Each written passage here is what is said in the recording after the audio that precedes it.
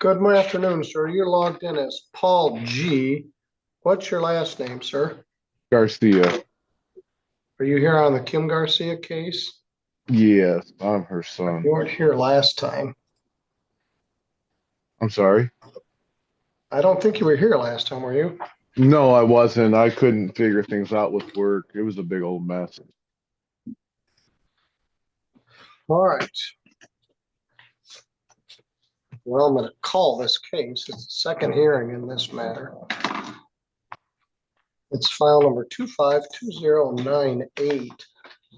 It's entitled The Estate of Kim Garcia, or KG LLC versus the Estate of Kim Garcia and all occupants. Are you living at 920 East Hoffman Street? Yeah, I am living there. Yeah. All right, then I guess you qualify as all occupants. Even though Okay. this is a second hearing, I might as well advise you of your rights. Good afternoon, Mr. Smith. Good afternoon, Your Honor. You are a defendant in a landlord-tenant matter. The owner of this property wishes to take possession of the property, and they asked also to accelerate the foreclosure because the residents, whoever is in there, has refused to allow inspection of the premises. You have a right to hire an attorney. If you cannot pay for one, legal aid may be available to represent you, but we don't have court-appointed attorney in civil matters. You have a right to have the case heard here in St. Joseph County where the property is located. You have a right to demand a jury trial. If you wish to have a jury trial, you must tell the court at this appearance or make the demand in writing within 5 days and pay the $50 jury demand fee unless the judge waives it for your inability to pay it. If your landlord has asked you to be evicted from a residential property because you haven't paid rent, that's a different circumstance. In this case, the property has been foreclosed on. The buyer simply wants to take possession of the property. In order to do that, need to get you out. You may be able to reach an agreement with the landlord through counsel, in which case we would file something of a conditional order of dismissal if the parties can agree on the terms, or the matter could possibly be referred to mediation if both parties were interested in referring the matter to mediation. Mr. Smith, Mr. Garcia was not here last week. I didn't know whether anybody was in the premises or not. Apparently he is in the premises. Mr. Garcia, who is Kim Garcia to you? That's my mother. Yeah, she passed away last year. Who else is in the premises? Mainly just me. My kids are here on the weekends.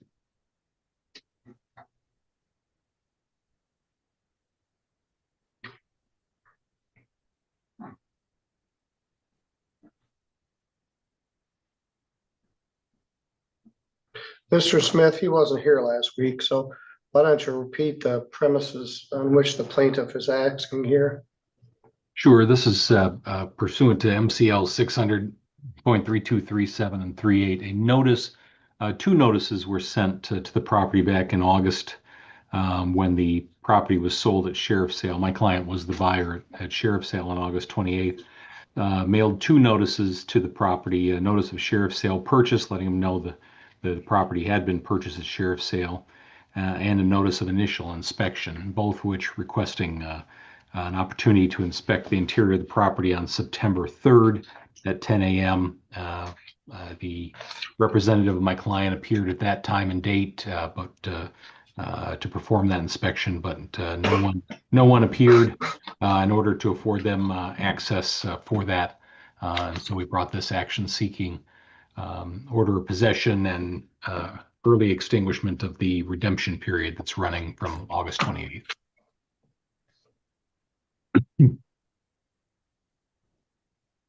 They're asking you to move within the next 10 days. This foreclosure process takes a while. So probably after your mother died, or maybe even before, nobody made the payments on the property. It takes a long time to go into foreclosure. And Yeah, so well, for probably a year or more, nobody's paid anything. A Mhm. buyer bought it at the foreclosure sale. They asked for inspection, which you apparently ignored or didn't allow. Now they want you to move out. What's your response? Um, I don't even know how to respond. Yeah, on the inspection date, I'm sure I was at work. I don't know what happened there. Um, I mean, how much time you want to let me have? I have nowhere to go, so it's gonna be kind of That's rough for me. the answer I often get. And I'm not Hmm. being flippant. People say I'd move if I had somewhere to go. But Yeah, simply ignoring everything isn't very effective either. you're right. Um, this has been in the works for several years. This process is the process that landlords have to use to make somebody move. Nobody would ever move because it's hard to find a place to move to. So this broaches the issue. The sheriff comes and puts all your stuff out in the street. And they're asking me to do that 10 days from today, which would be December 11th. Mr. Smith, do you have any discretion in that matter? I do, depending on, with some reason, depending on Mr. Garcia's um, flexibility at the utmost. Yeah. All right, Mr. Garcia, can you be out by the end of the year, December 31st? Yeah, that would be a good amount of time. Is that That would acceptable help a to lot. you? Yeah, Yes. Oh, that's sorry. that's acceptable to my client. In conjunction with an extinguishing of the redemption period at that time as well. Yes. All right, you consented to move within 30 days rather than 10. We'll get you out by the end of the year, get the property to the defendant. You've agreed, you don't have a lawyer, but when you do reach an agreement like this, you have 3 business days to notify the court if you misunderstood or didn't otherwise agree to the agreement. Mr. Smith is going to send me an order that says the redemption period will be extinguished and you agree to vacate by December 31st, 2025. The appeal period is still December 11th. Now, that means you got to get your stuff out. Any instructions for the keys?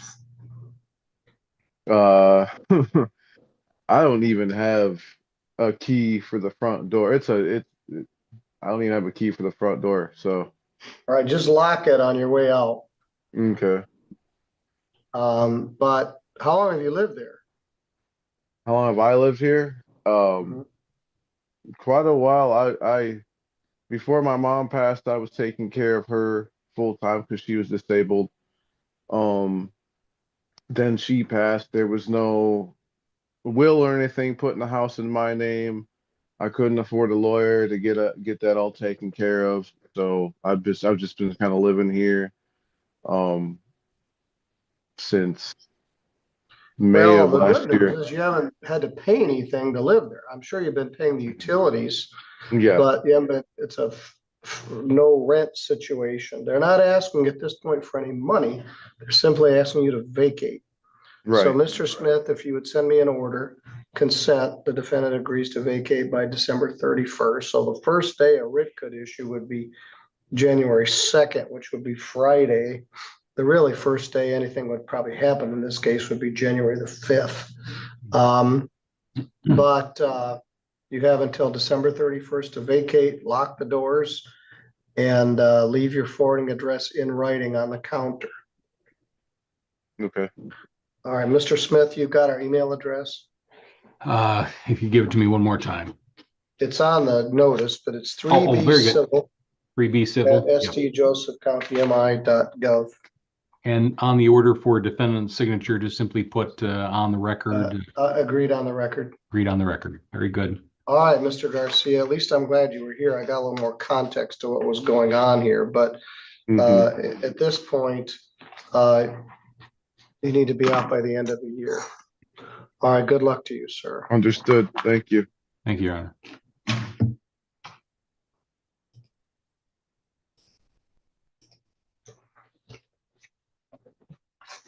Excuse me.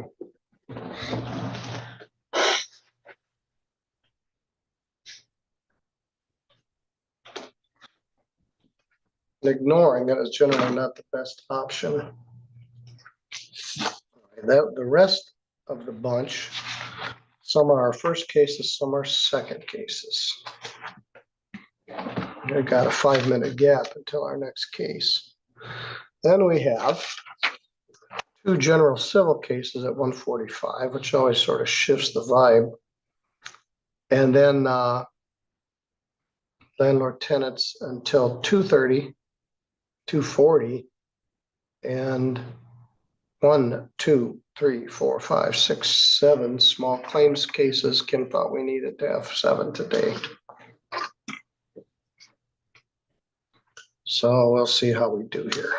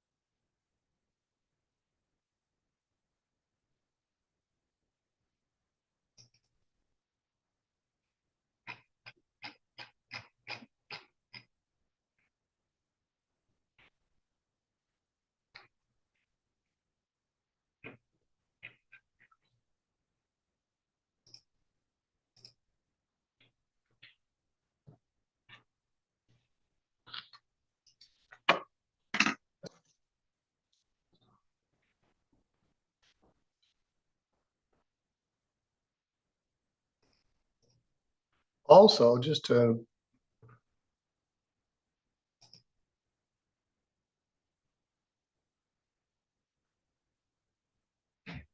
Elaine, is that judgment for one of today's cases?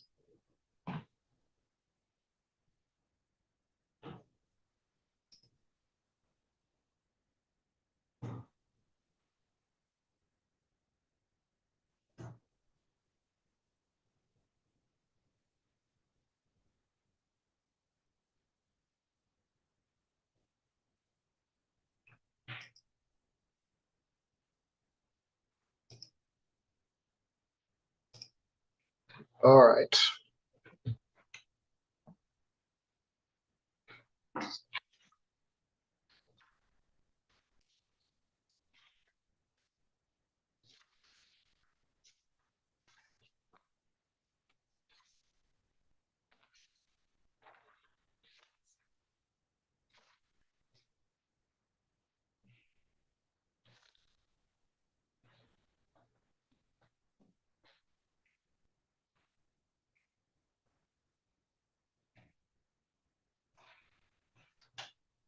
I'm sorry, I didn't. You said you put a judgment on the counter. I didn't pick it up. Was it for one of today's cases? Yes, I didn't see your email till I got in here. that's okay.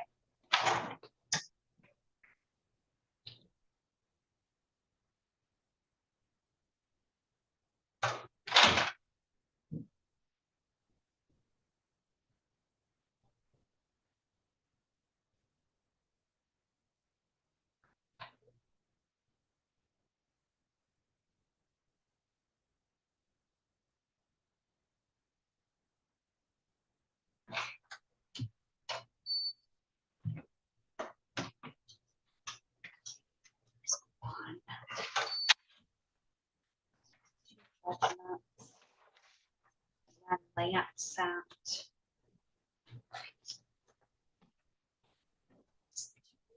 All right, those are very helpful. Thank you. Yeah, you're welcome. All right, Mr. Thornton provides those judgment information forms, which are very helpful.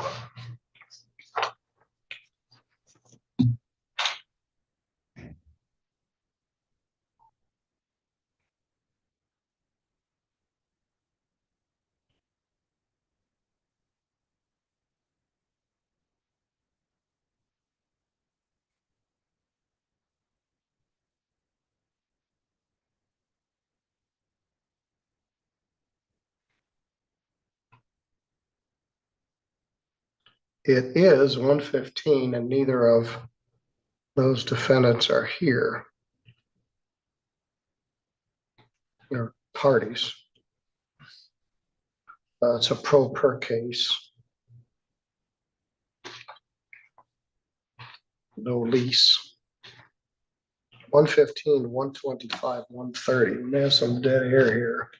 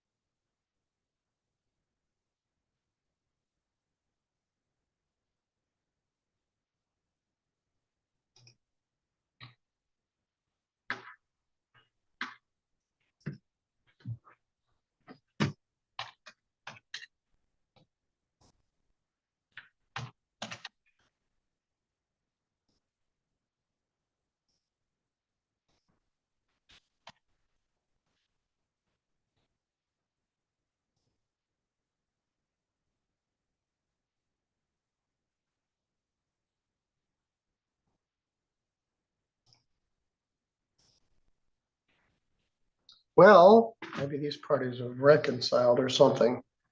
Can't tell what their relationship is. It's not the same house.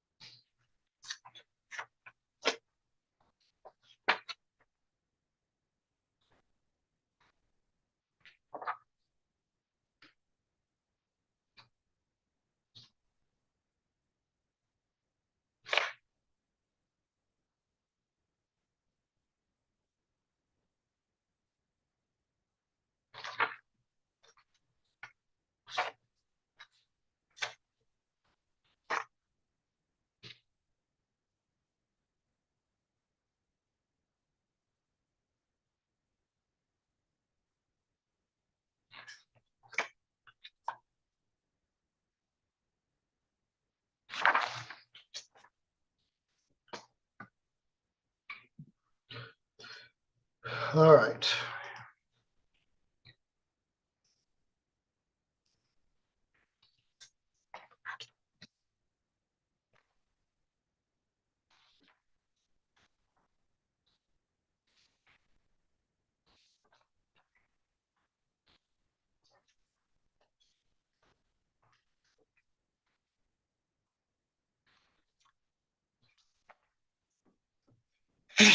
Oh, excuse me.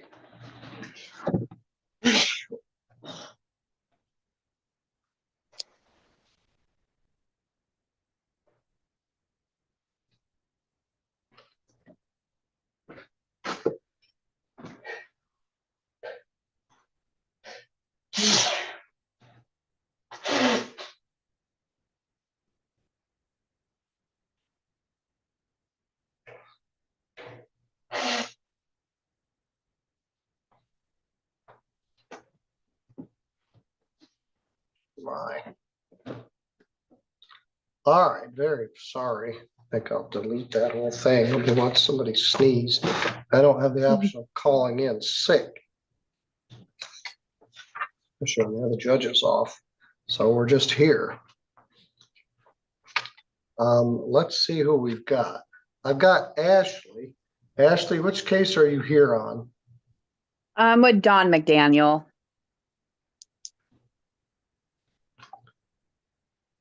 And It's which for case her is signing. that? It's an eviction case.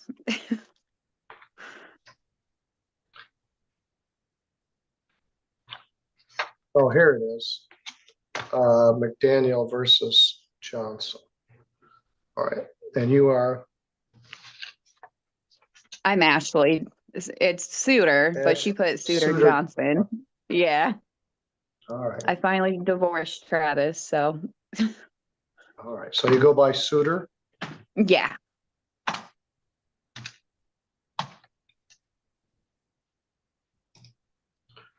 Good afternoon, Mr. Cromendike. Good afternoon. I was looking at your Golden Ponds case, which is set for 1:30. It's filed as a good old fashioned just cause termination. Yeah, And I looked for 3 lates and then I realized it wasn't that. But I'm missing something. yeah. Uh, So we're waiting on getting some police reports. We just don't have Well, them you yet. indicate defendant has threatened safety and well-being of the park outlined in B1 and D below, and I don't have that. I think that's from the statute.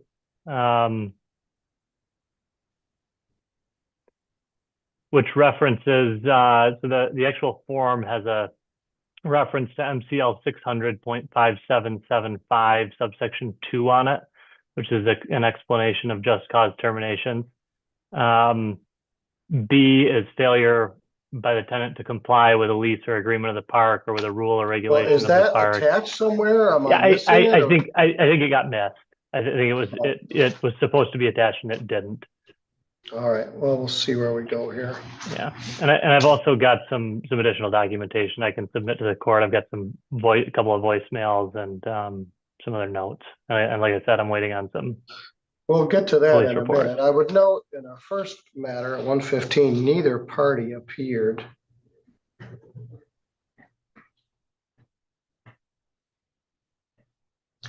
In Walters v. Blair.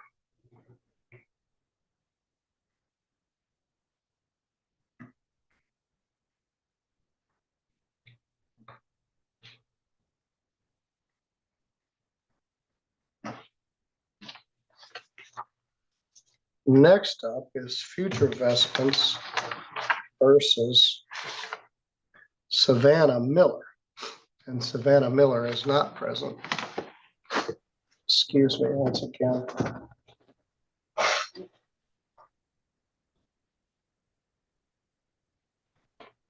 So about the time I get started, she'll probably show up. See who this is. And I'm here on behalf of future vestments, Your Honor. Yes, the defendant's not here. Yep. And let's see who David Elliott is. Dave Elliott is an employee of Golden Ponds, or of the owner of the park, who does some maintenance work there. All right, very good.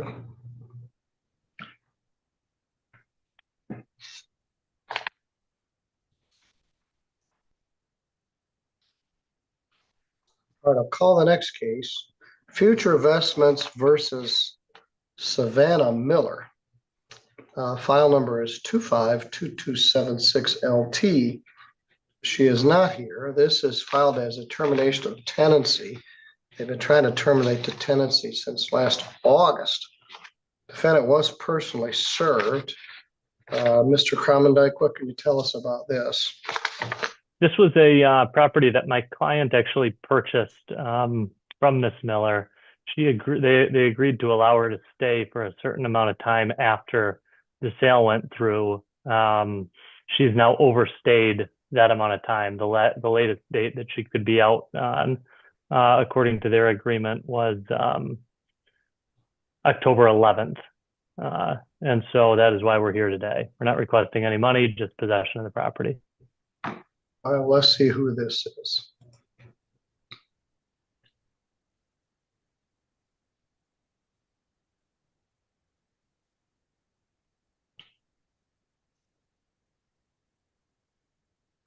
Good afternoon. Somebody's joined us by telephone. Who am I speaking with? Richard Walters.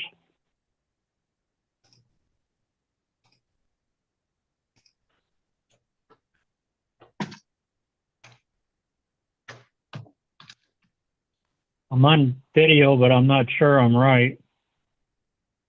You're late for your own party, which is very Yeah, frustrating. I've had it on video and it never came in, apparently. We'll come back to you in a minute, Mr. Walters. I just wasted 15 minutes waiting for you to show up. All right, let's address this matter. I apologize. All right, just wait. We'll come back to it. Yes, sir. All right, the defendant was personally served. She is not here. Let's make sure she's not outside.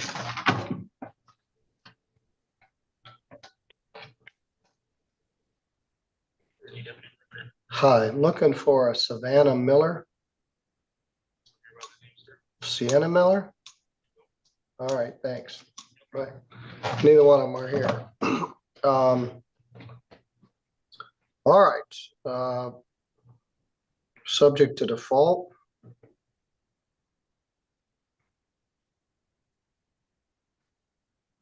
Possession 10 days from today would be December 11th.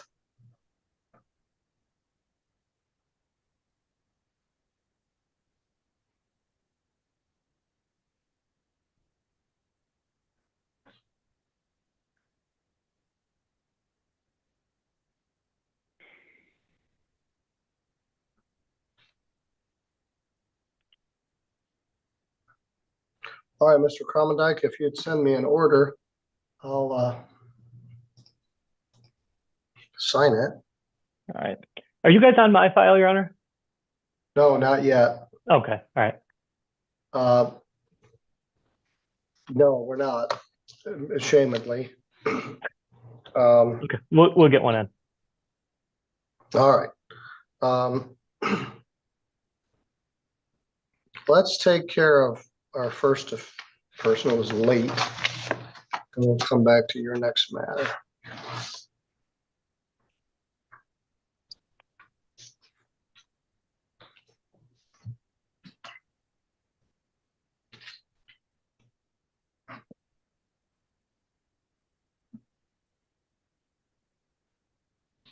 This is file number 252251, Richard Walters versus Aaron Faith Blair. This is a property at 211 West Main Street in Sturgis. Mr. Walters, you're moving to terminate this tenancy. You want Miss Blair to move? Yes. There is no lease? No, she never paid rent. My stepson lives there, and she just, after his brother passed away, she just kind of moved herself in, and without my consent or anything. And I was trying to get the stepson to get her out and he wouldn't do it. So I had to go through the courts to try to get her out. What's his name? David Wolf.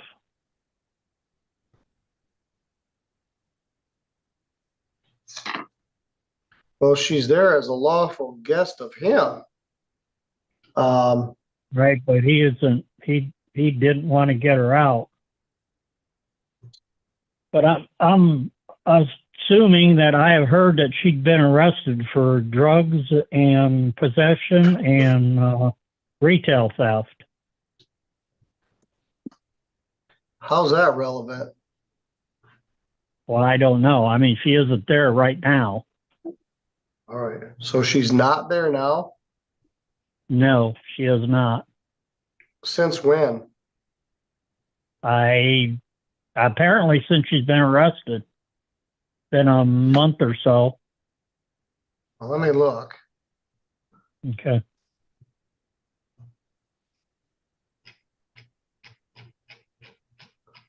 I thought you meant she got arrested and released. If she's in custody. Oh, Yeah, wow. I don't know. I haven't heard.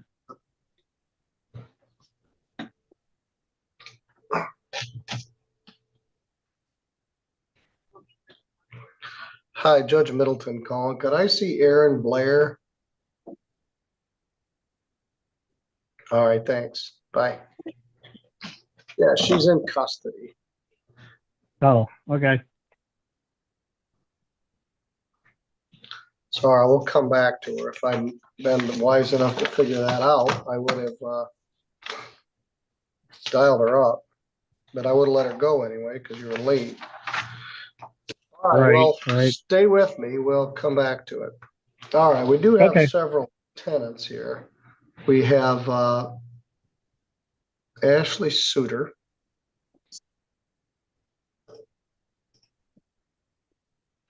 And we have no one here on behalf of Mr. Millerance. That's set for 1:30. I'm here. Oh, who's here? Travis and Randy. All right, Travis is with you. Yes. All right. All right, for those of you that are here, Ms. Suter, Mr. Millerance,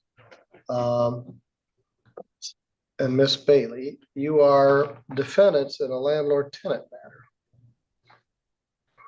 In each case, your landlord wants to terminate your tenancy, wants you to move out. Because this is a legal action, you do have the right to hire a lawyer. If you can't afford an attorney, you could request legal aid to represent you, but we do not have court-appointed counsel in civil matters, only criminal matters. Or you could seek other legal advice. You have the right to have the case heard here in St. Joseph County where the property is located. You have a right to demand a jury trial. If you wish to have a jury trial, you must tell the court at this first appearance or make the demand in writing within 5 days using the jury demand form and file it with the court and pay the $50 jury demand fee unless you have the inability to pay it, and ask the judge to waive it for your inability to pay it. If your landlord has asked you to be evicted from a residential property because you haven't paid rent, we would go in a different direction than these termination cases. You may be able to reach an agreement with the landlord by going through mediation. So far, that's never happened, but it might one day. If both parties are interested, the court can make that referral. You may be able to reach an agreement with the landlord, means the case will get dismissed, in which case the attorney or the court could assist in filing what's called a conditional order of dismissal. So our next matter, our 1:30 matter, is Golden Pond Estates versus Travis Millerance and any other occupants, which include Randy Bailey. Mr. Steve Cromendike is here for the plaintiff. I had a little trouble interpreting the pleadings, but Mr. Millerance, they want you to move and terminate your tenancy. That would give you 10 days to move out, 90 days to move or sell your mobile home. They allege some violations, but I can't yet tell what they are because the pleadings weren't very clear. Mr.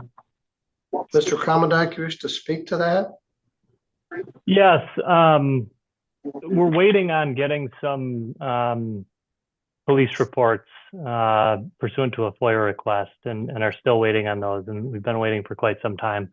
So I don't have those now. It is my understanding that the police have been at the park related to Travis's behavior a number of times recently.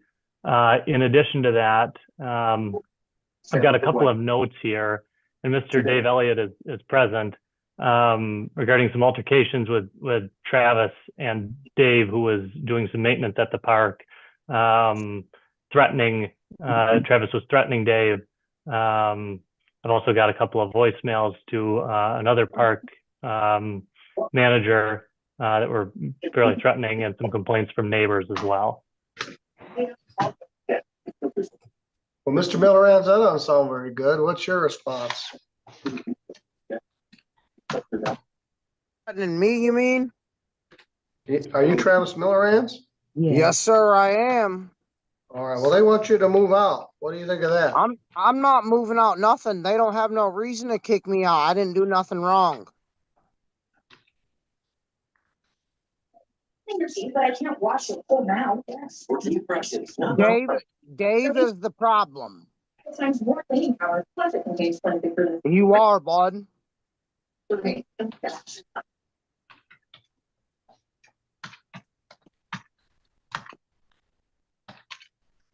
is no.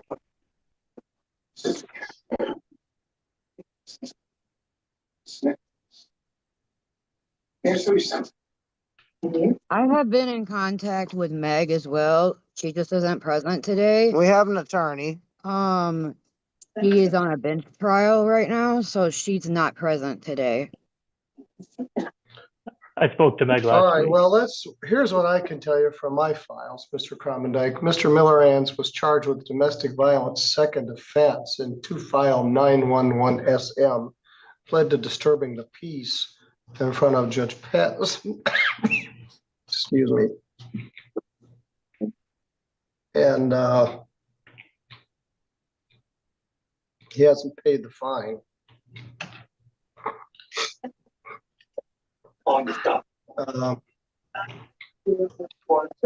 Then in the most recent case, 251627, charged with resisting and obstructing a police officer and domestic violence from August of 25. He's on probation from Judge Patterson here at the court. That is file 251627. They brought it. He isn't making his payments in that either. His probation officer told him to pay for his anger management class and everything before he started his paying on his fines. All right, that probably makes sense. Let me get those numbers again. 251627FY. And these are just the ones from 25. 25911SM. What was that second one? 25911. SM. That was a disturbing the peace. I believe that was at the park. Okay. It was between me and Travis. Yes. And I believe the other one was also at the park. Yes, between me and Travis, right. because my nosy neighbor. Well, apparently they don't want you to be there anymore. They'd like you to move your trailer and go away. The law says you're entitled to have a second hearing in this matter. And you allege that you've contacted Megan Bauer.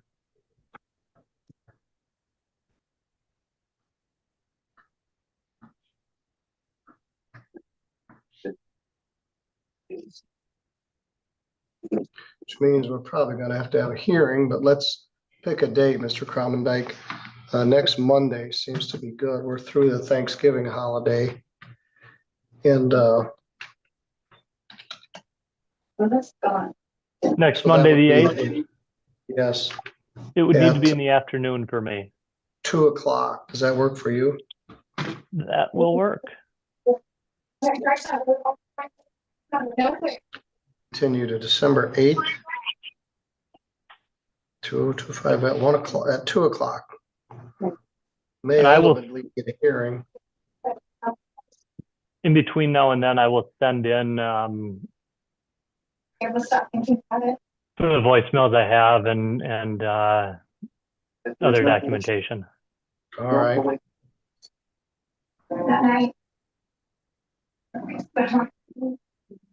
All right, Mr. Millerans and Miss Bailey, let me Yes. repeat. They want you to move.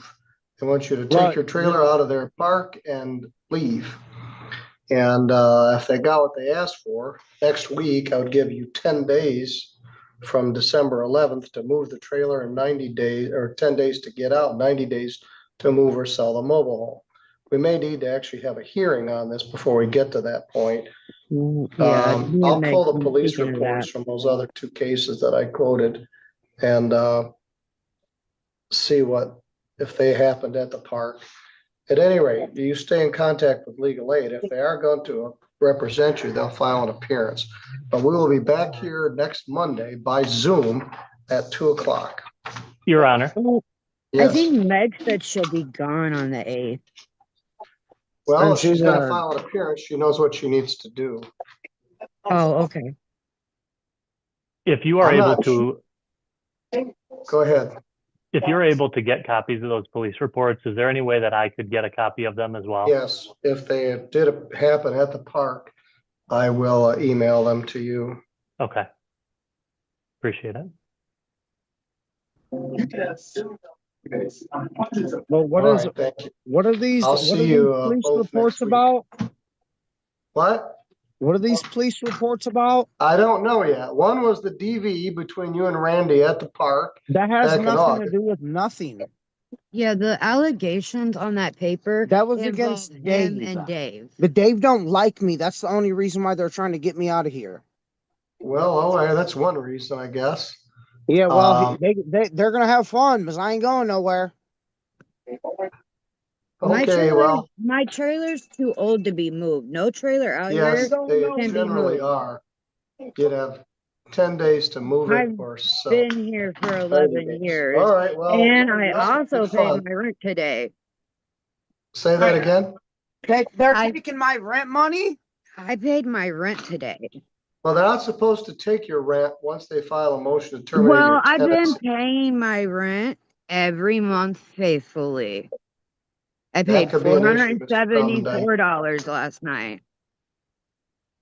All right, we'll address that. Yeah, I'll have to take a look at the ledger. It's an online payment system, Your Honor, so I'll have Yes. to see. And if I'm getting evicted, I want my money back.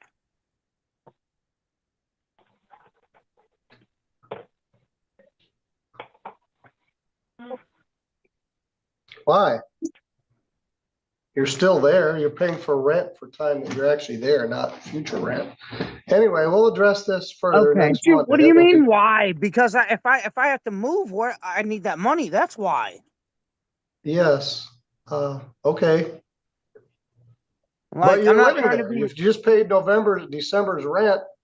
Well, we'll address it next week. It'll give me Okay. something to look forward to. Thank you. It's almost Thank $800. you. I need that. Okay. I believe you. Now we got a bunch of people in the waiting room. Plus, we just found out we have somebody in custody. We've got our parties here on our general civil matters. And I don't even know who's here. Thank you, Your Honor. We Good luck. started off in a rut because we started out 15 minutes late right off the bat. But let's see.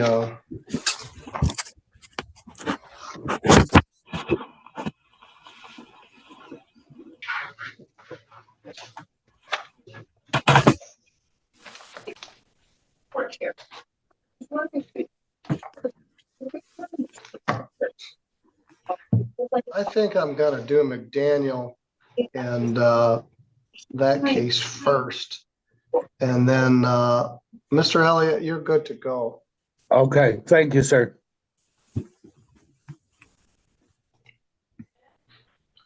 All right. these parties have been advised of their rights. As I indicated, we got behind. Where is he? One of our landlords was here by phone only, Mr. Walters, but we're going to deal with this one. This is Dawn McDaniel versus Ashley Suter. This is a termination of tenancy case. Miss McDaniel wants Miss Suter to move. Miss Suter, what's your position? Okay, so Dawn has issues with me as of August because Ryan McDaniel is the landlord of the house and owns the home.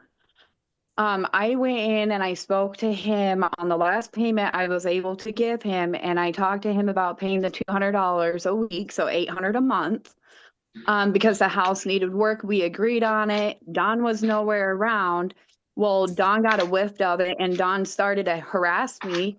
I got like different evictions that she had Daniel Carter bring to me at one point. Then she brought me one back in August, saying I owe $21.50. I don't owe any rent. And then I noticed on the new eviction, she says I owe $78.50. And I'm like, how do you go from $78.50 from August to the time you filed?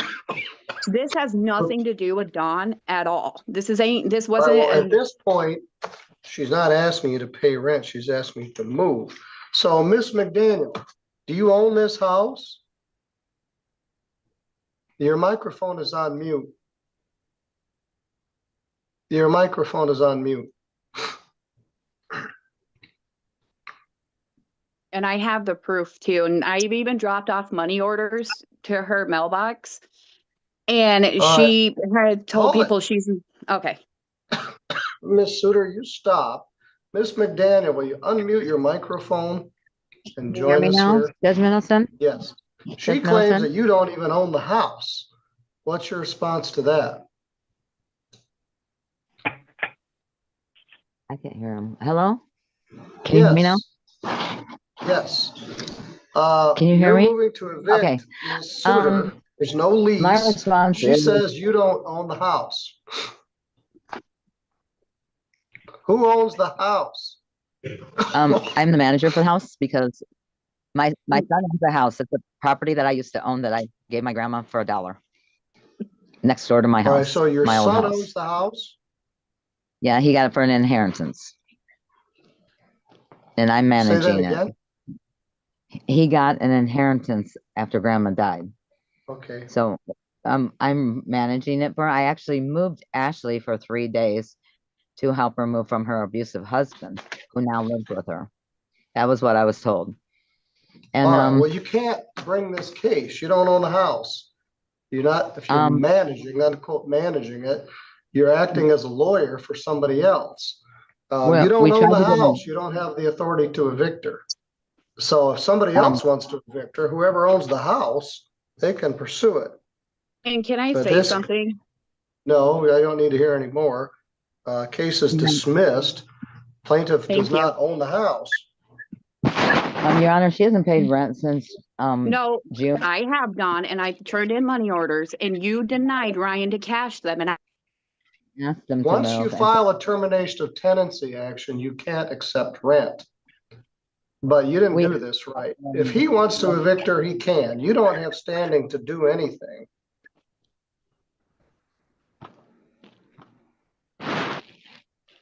Okay.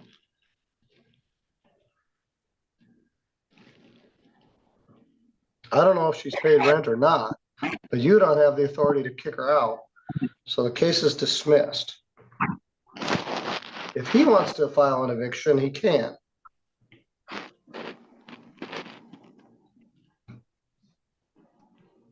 All right, you're both free to go. And Ms. Suter, once they file a motion to terminate tenancy, they can't accept your rent. So this case is dismissed. Right. All right, Ms. McDaniel, maybe you can start over again, but this isn't going to get it. Well, that's the kind of afternoon we've been having here today.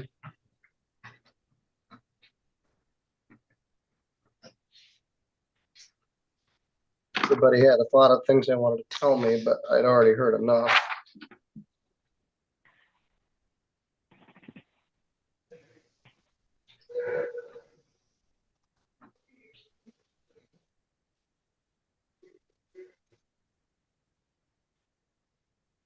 She also got a fee waiver. I didn't make her pay the filing fee. She doesn't even own the place.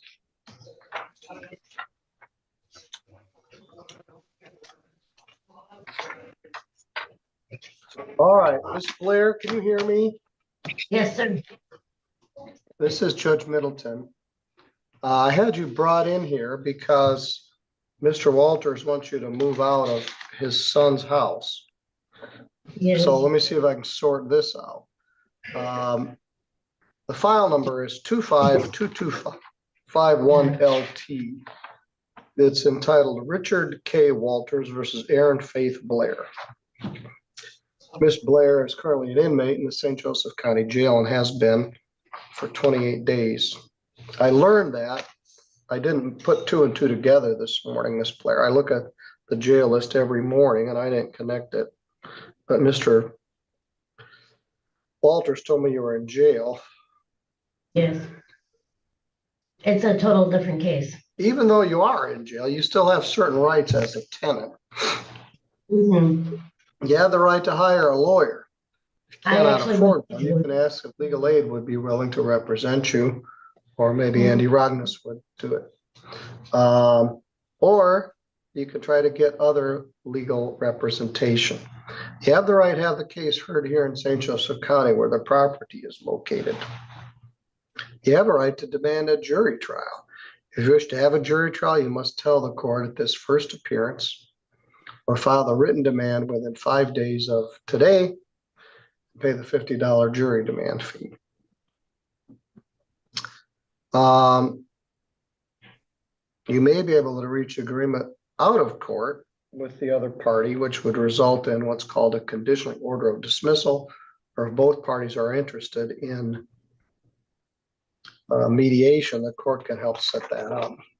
So, Ms. Blair, you're presently in the jail. Do you have an out date? Not yet. I What know he there's. says, he wants you to move out, and apparently you were there living with his son.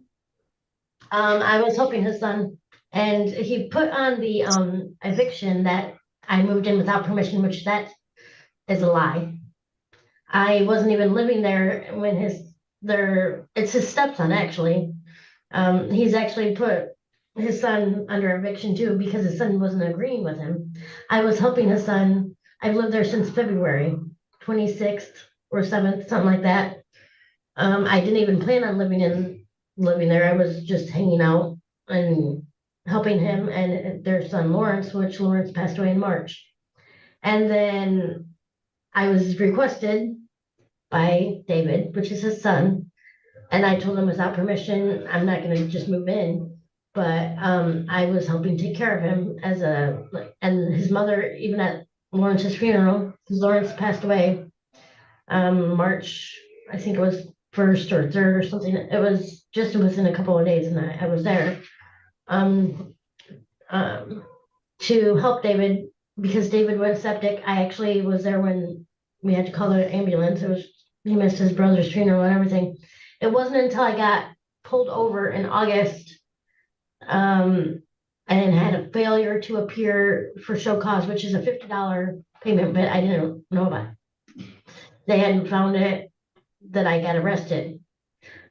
And the van was impounded. I was on my way back from Celebrate Recovery, and I stopped at Walmart.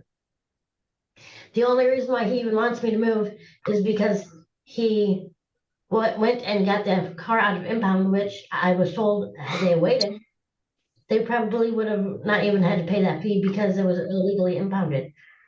But that's the only reason. He's telling everybody around town Well, that all right, let's back up a little bit. This was the house that belonged to Mr. Walters and his wife. Her son is your friend, and what's his name? David Wolf. All right, that's what he said. But it's not actually So him. his mother died, and Mr. Walters owns the house, and he wants you to move out. His uncle Harry lives say that in the again? house too. Harry lives in the back of the house. He owns it. Mr. Walters is the power of attorney only. David No, didn't want me just to a move minute. out. I do own it now. Yeah, now, but you didn't, and you didn't, you knew I moved in. You asked At for what brother's point did you permission. become the owner of the house? I've owned it now for about 5 or 8 years. Yes, but Oh. you asked your brothers or nephews permission for me to move in, so how is that me not giving you permission to move in? Isn't that what it I states on didn't the give you eviction? permission to move in. Yes, you did. Your uncle, No, All your right, I brother, didn't. stop. his brother John Stop. is the Stop. caregiver. Miss Blair, stop and listen. Don't interrupt me. We don't have a Yes. very good connection here. You're in the jail. You don't have a lease. You live there. You don't own the house. If he wants you to move out, he can ask me to force you to move out. You don't have some innate right to stay there. Even if somebody did say, hey, you can move in February. It's now December. You're in jail. He doesn't like what is going on. He wants you to move out. And he has the right to ask me to enforce that. So you have a right to have a second hearing. So, Mr. Walters, Yes, sir. when we do this next time, you need either to be here live in person or you need to do a proper Zoom connection. I don't want to do this by telephone. You keep interrupting me. I I can't understand. see you. You can't see what's going on. And I Right. want you to bring proof that you actually own the house. We're going to continue this to next Monday, December 8th. That may be almost as much fun as we're having here today. December 8th at 2:10.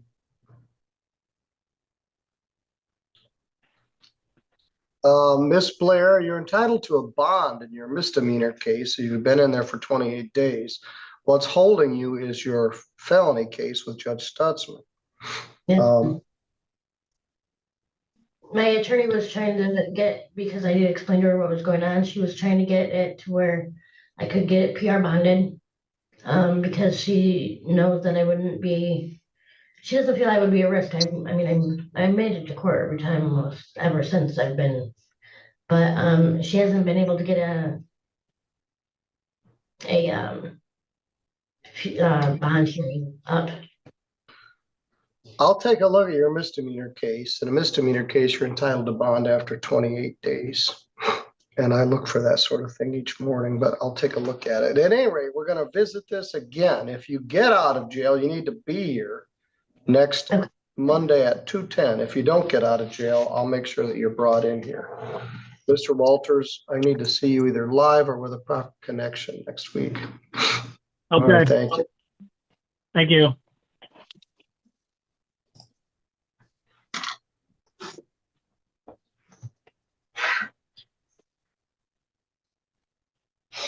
Apologies.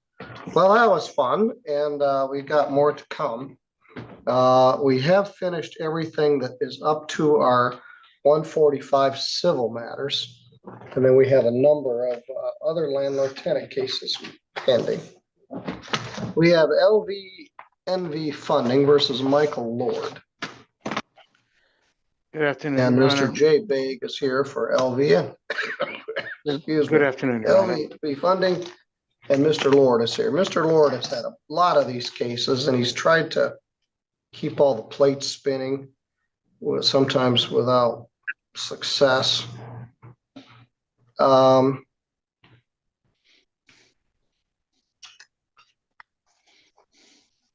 This is an affidavit of non-compliance that the defendant has failed to comply with the agreement, and they're asking the order to enter. Mr. Lord must have sent something because it's an ex parte order, but we set this for a hearing. Mr. Baig, what's the situation here?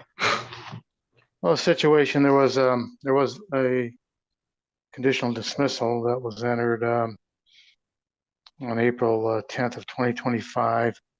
The deal was for him to pay $150 a month beginning April 4th of 2025 and the 4th of the month thereafter until fully paid. It was capped per the conditional dismissal at $900.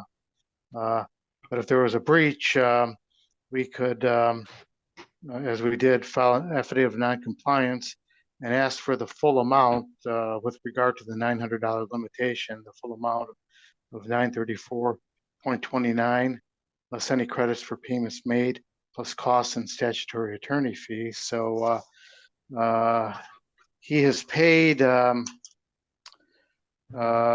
April payment of 2025, May payment of 2025, June payment of 2025, 150 each, total of $450, and no payments after that. So we're asking for a default judgment with damages of $934.29, cost of $112.13, statutory attorney fee of $75, less payments of $450 for a total of $671.42.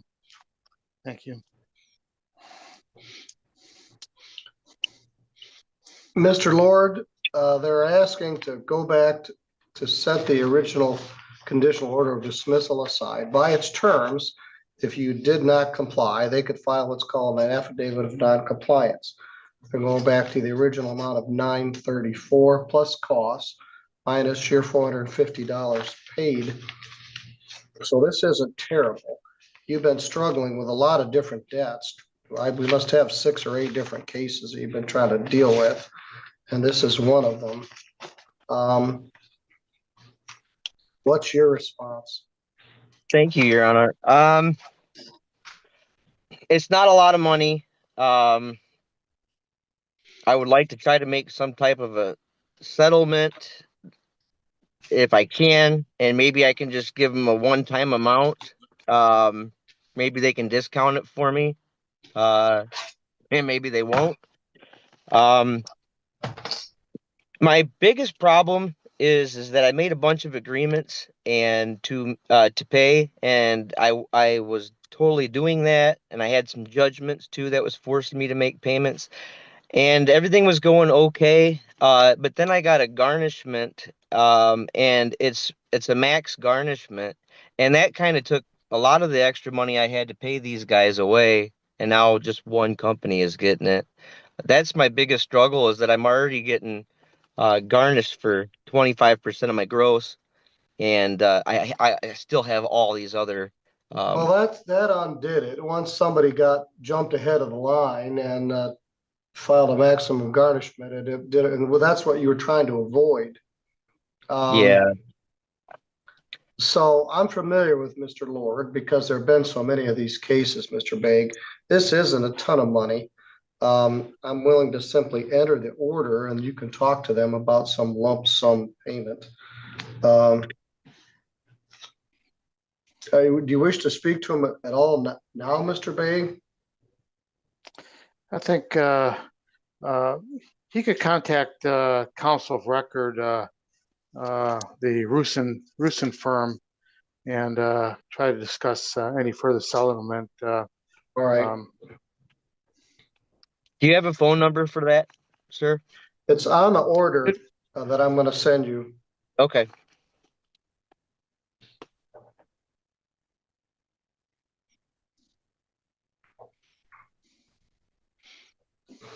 At some point, you may have wished to talk to a creditor's rights attorney and discuss bankruptcy as an option here, but you were unwilling to do that. Now someone's jumped ahead of the line. In the bankruptcy, they want. I give them a lot of credit for trying to yes, not settle. I mean, a lot of credit for that. Yes. You know. I did talk to a bankruptcy attorney a couple years ago, and they wanted me to sell my house and pay off my debt, and that just didn't sound good for me, my stepchildren. You can't take your house in bankruptcy. I'd try another lawyer. I will. That was in Coldwater on the main road there, off the main road. All right. Well, I've reinstated this, showing that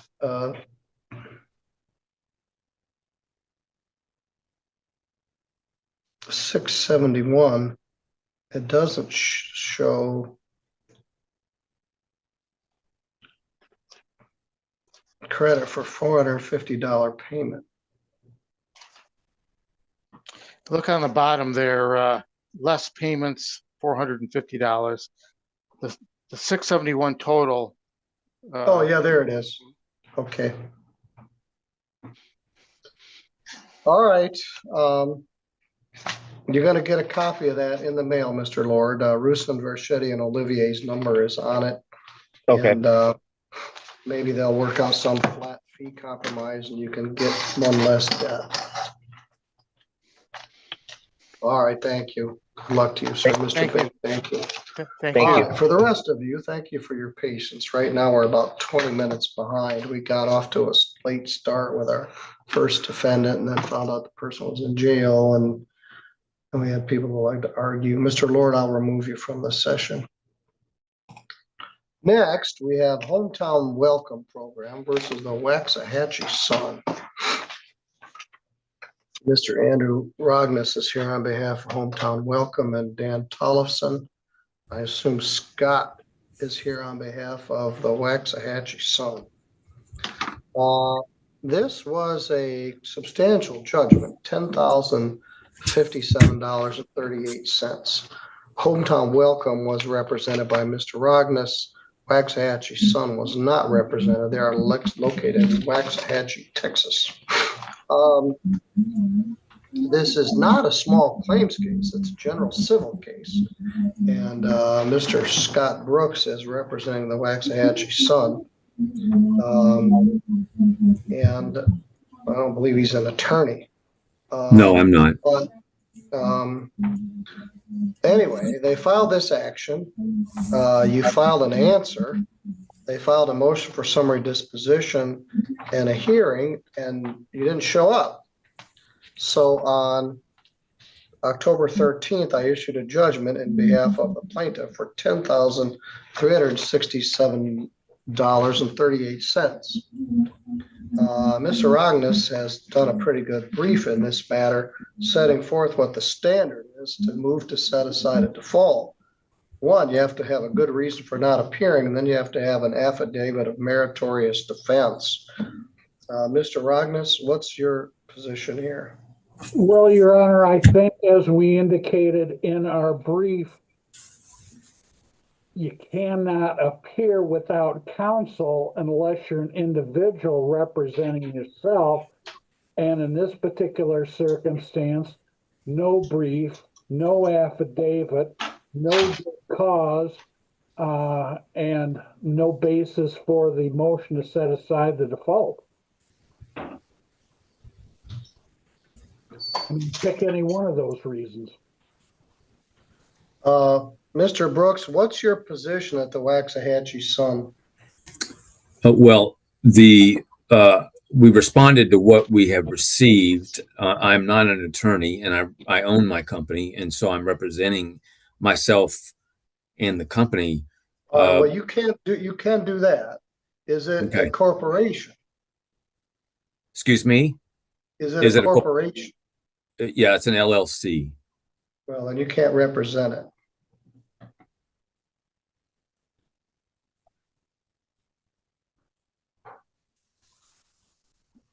You can't treat it as an independent business for one purpose. Someone sues you and they say, wait a minute, it's a limited liability corporation.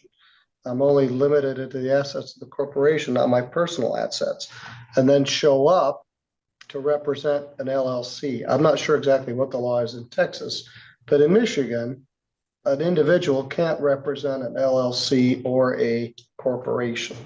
So that's one problem. You're not an attorney. Secondly, you have I don't know whether there's a meritorious defense, but you didn't show up for the hearing.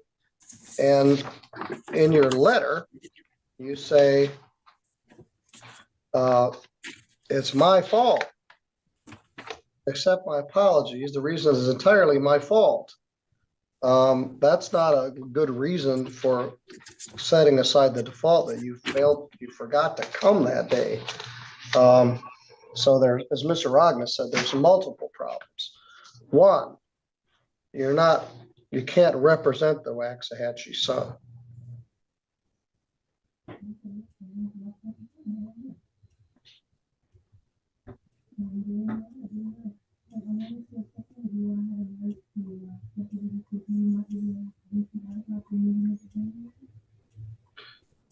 2, you haven't stated a good reason for failure to appear.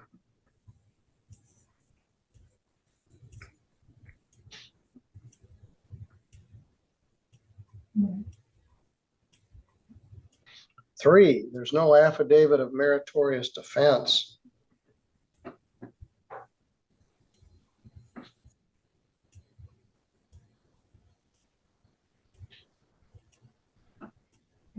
You sent a letter which explains some things, but it's not the same as an affidavit, which is a sworn document. So probably in hindsight, you should have taken this to an attorney as soon as you got it. But I'm declining to set aside the default.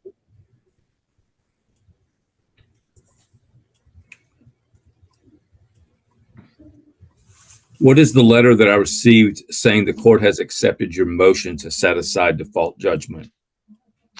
I set aside the motion to set it for a hearing, which I just did. That doesn't mean you win.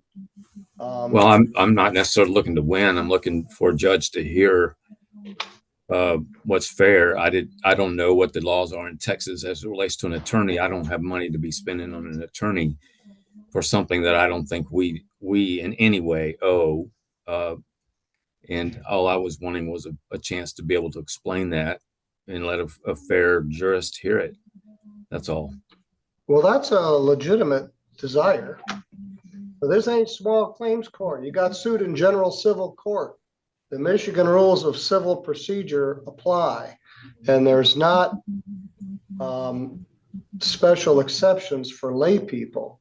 I do grant much consideration to lay people, and I would grant more consideration if this was small claims.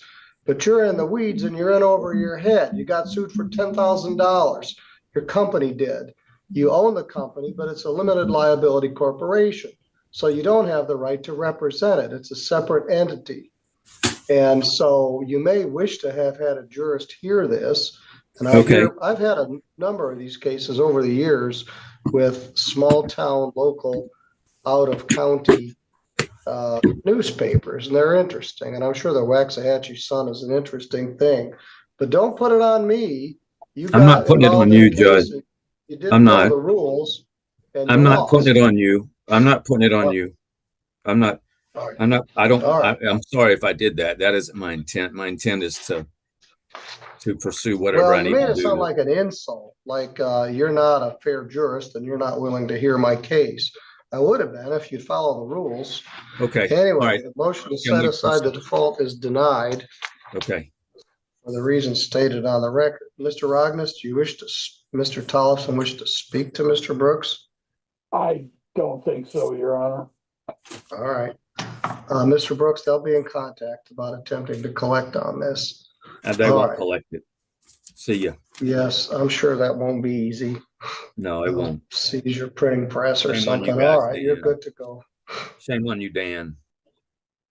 All right, motion is denied.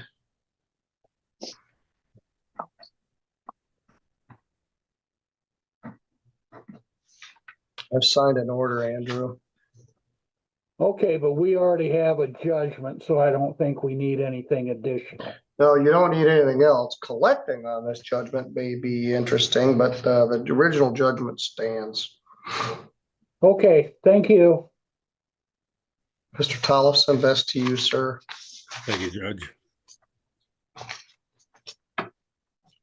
All right, now we are back to our landlord-tenant docket. We got a host of people here. We got sideways, a couple different reasons. Let's see who we've got here. We've got Mr. Berlin on Copper Bay. Is John or Lindsay Fitterling here? Apparently no.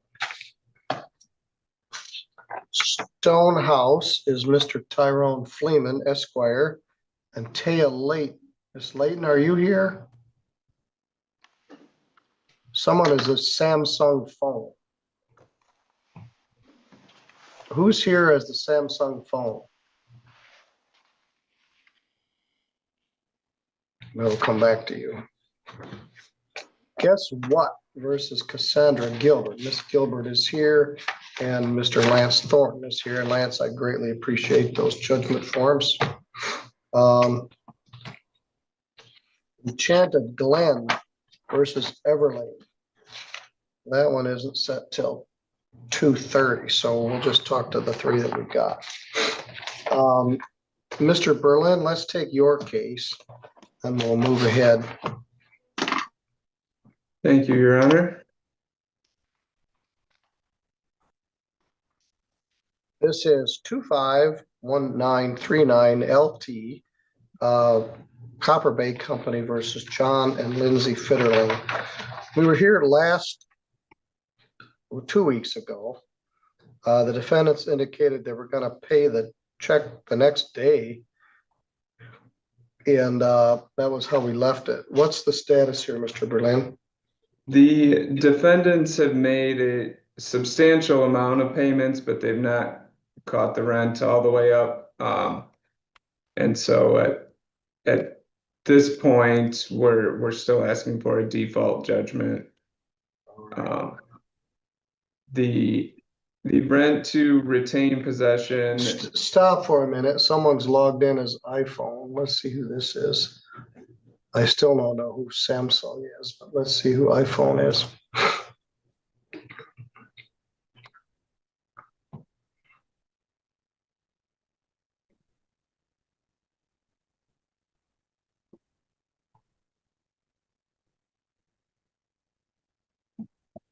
Somebody is logged in as iPhone 3. Who am I speaking with?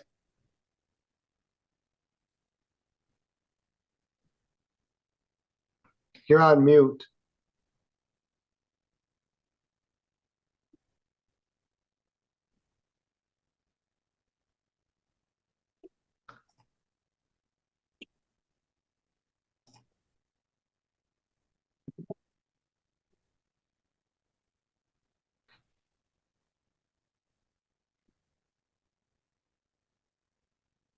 Judge, I believe it's Haley Klein. All right. Thank you. All right, we'll deal with her. All right, Mr. Berlin, here's iPhone 3 again. What's the current arrearage? The rent to retain possession is $1,675. There is other money due, which consists of utilities and NSF fees of $1,065.25 or 27 cents. Court costs of $282.20. So the total possession judgment amount is $3,022.47. We're also seeking. That is through December? That's correct. December is due as of today. All right. You had sent me a judgment last week, but the numbers don't match. They've paid a substantial amount. I'd ask you to email me a current judgment. Certainly. The 3B civil at stjosephcountymi.gov. It's on the notice there. Okay. All right. We will. Yes, I will email that in. These Copper Bay properties are among the nicer, but certainly higher end properties. So when the people get behind in these, they get really behind. We'll see, although they must have made a $5,000 or so payment. But $3,022.47. The date for the writ is 10 days from today, which would be December 11th. Thank you. And Your Honor, we're also requesting a money judgment here. All right. Our damages for that are $906.40. Our costs are $282.20. So the total there is $1,188.60. All right. If you send me the possession judgment and the money judgment, I will sign it. Thank you very much. I will get that sent in. All right, thank you.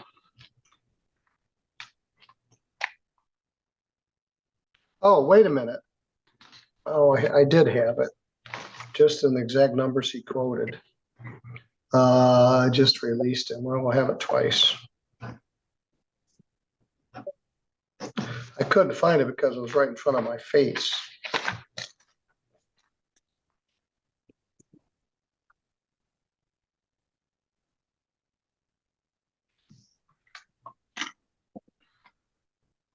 All right, let's keep plowing away here. I'm not sure. We got backed up and then here we are. Stonehouse versus Taya Layton. That would be Mr. Tyrone Fleeman. Miss Layton was here last time. The matter was continued into today. She indicated she had asked for emergency assistance. We actually adjourned this for 2 weeks. Is anyone here on behalf of Taya Layton? All right, Mr. Fleeman, good afternoon. Good afternoon, Your Honor. I have not heard from Miss Layton, and I would therefore be requesting a default possession judgment indicating rent to retain $4,054 through December, utilities of $131.38 for a total, I'm sorry, court cost of $194.20 for a total possession of $4,379.58. I do not believe a money judgment was requested. And I can submit a judgment as soon as we're done with my couple of cases here. Yes, that matter was set for 2:05. She's not here. Plaintiff will submit a default judgment.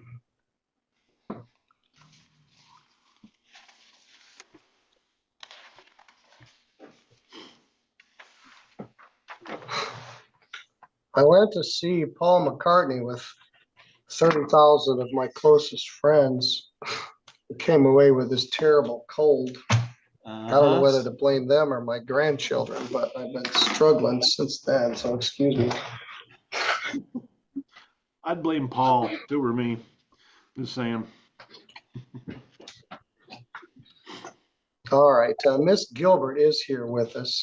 Miss Gilbert, can you hear me? Let me put it this way. She was here with us. Yeah, she was. Oh, she's still there. Just muted out. Oh, Cassandra, would you rejoin us?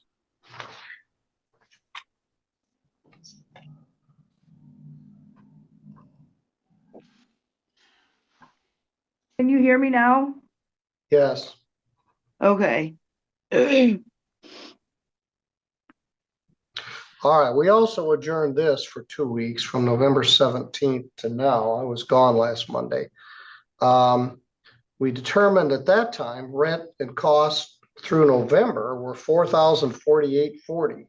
You were also seeking emergency financial assistance. Mr. Fleeman, what's the status here? Your Honor, looks like I'm still looking at a balance $4,054 in rent. Oh wait, I'm sorry. Wrong file. Let me go back to the right file here. Boy, that's very similar to the last one. Yeah, that's what caught my attention. I'm like, wait a minute, that can't be right. No, the balance for this one is $4,475, including December. There was a $350 pet fee on the ledger, $198.40 for court costs, for a total $5,023.40.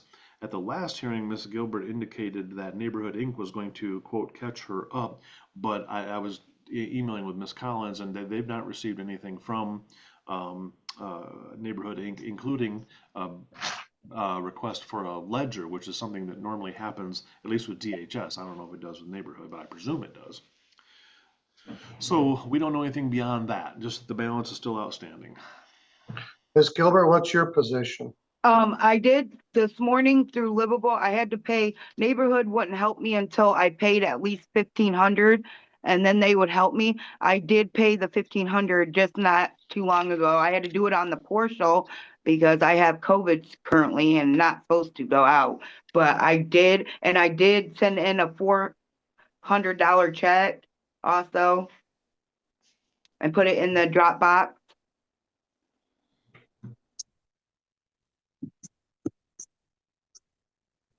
Which agency did you say was going to help you?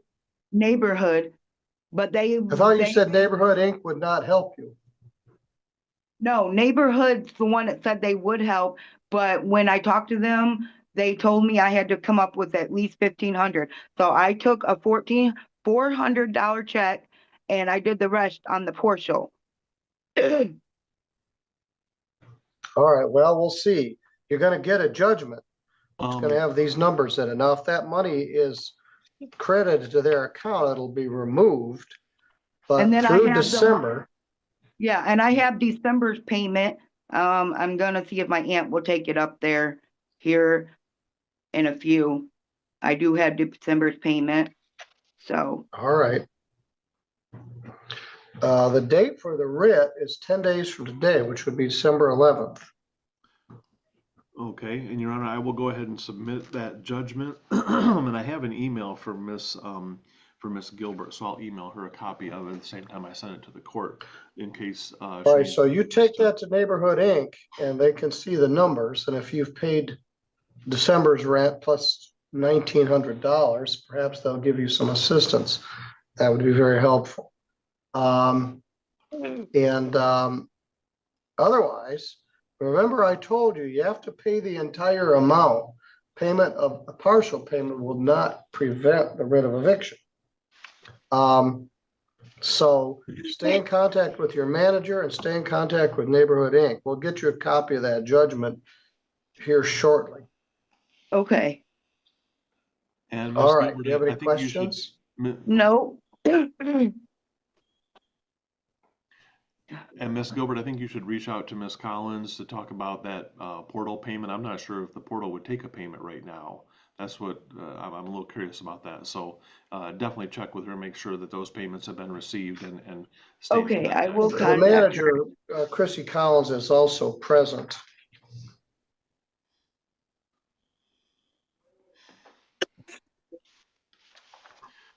Ms. Collins, did you know whether you've received any of those payments? I have not received a $1,500 payment. All right, well, let's see where this goes. Ms. Gilbert, unless this is paid in full, you're subject to being evicted. So keep that in mind. They can Okay. agree to work with you, but they don't have to. Okay. All right, very good. Thank you. Thank you, Judge. I'll get that filed right away. Thank you, Chrissy.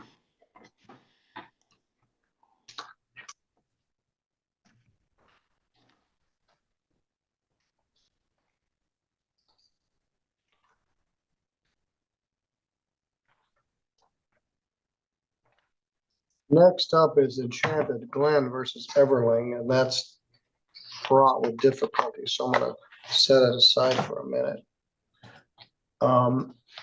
Next up then would be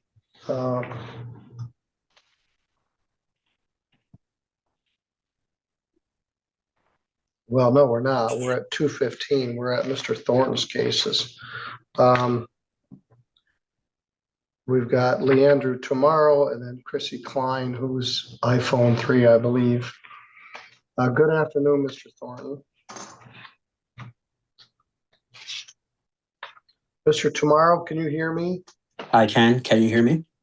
Yes. Mr. Thornton has given me a judgment information sheet indicating that through December, they believe you owe $2,390 plus water fees for November and December of $130, plus court costs $68.75 and $41.33 for a total of $184.33 for total rent and cost through December in the amount of $2,704. Is that correct, Mr. Thornton? It is, Your Honor. Those make things go so much faster. Mr. Tomorrow, what's your position? I was unable to get help, and the numbers do seem correct to me. All right, maybe you can get some help.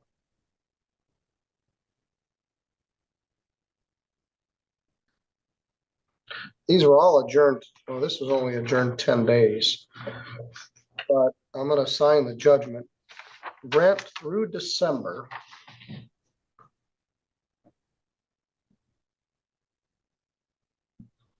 is $2,390.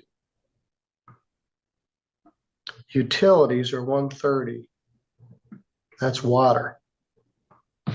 Court costs are $184.33 for a total of $2,704.33. And that's due within 10 days from today. I didn't pull that out of a hat. That's what the statute says. That'd be December 11th. After that day, you're subject to being evicted. You also have until December 11th to appeal this. No money judgment is entered at this time. And as I told the last lady, a partial payment will not prevent a writ of eviction. The only thing that prevents it is paying the entire amount of the rent. So my advice is always stay in contact with your management and your funding agency. If you're going to get some emergency help, share this judgment with them forthwith. Otherwise, you should plan to move on or before December 11th. Yes, sir. Do you have any questions? No, sir. All right. I'll send you a copy of that forthwith. Thank you. All right. Thank you.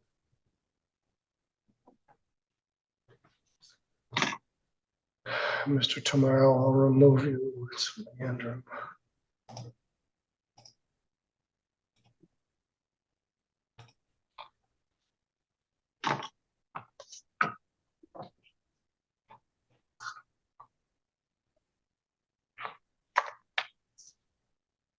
Next, we will address Haley Klein and Anna Schmidt.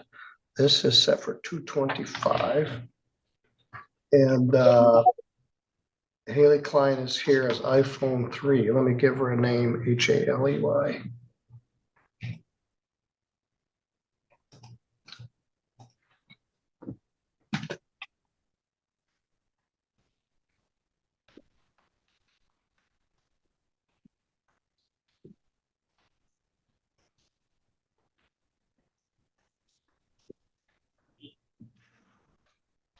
Yes, Jordan's covering.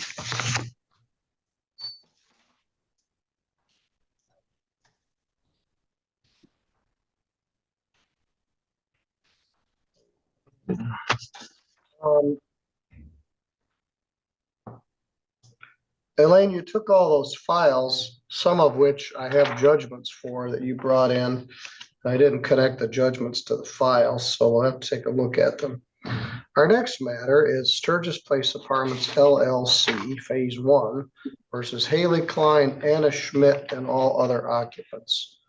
We were here last November 21st, 10 days ago. Lance Thornton was here, manager Julie Daly was here, and Haley Klein.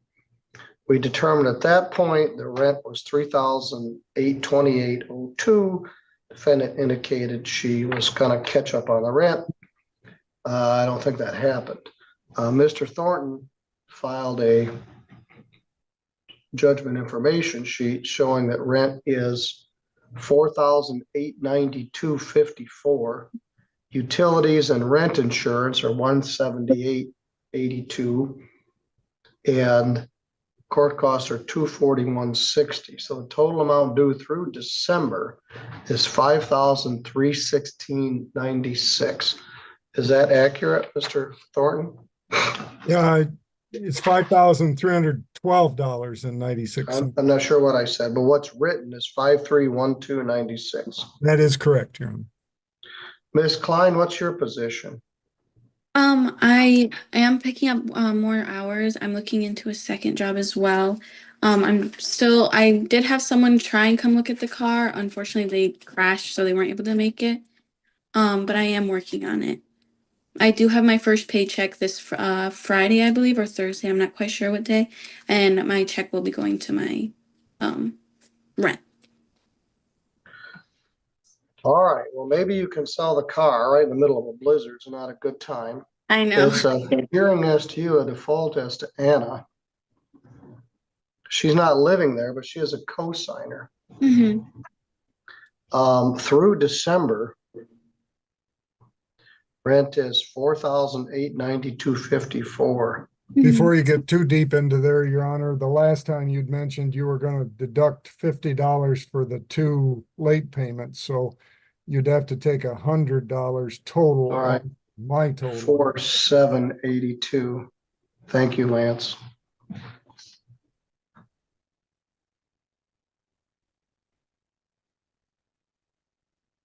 $4792.54. Utilities are 178.82. That also includes insurance. And 241.60 in court costs.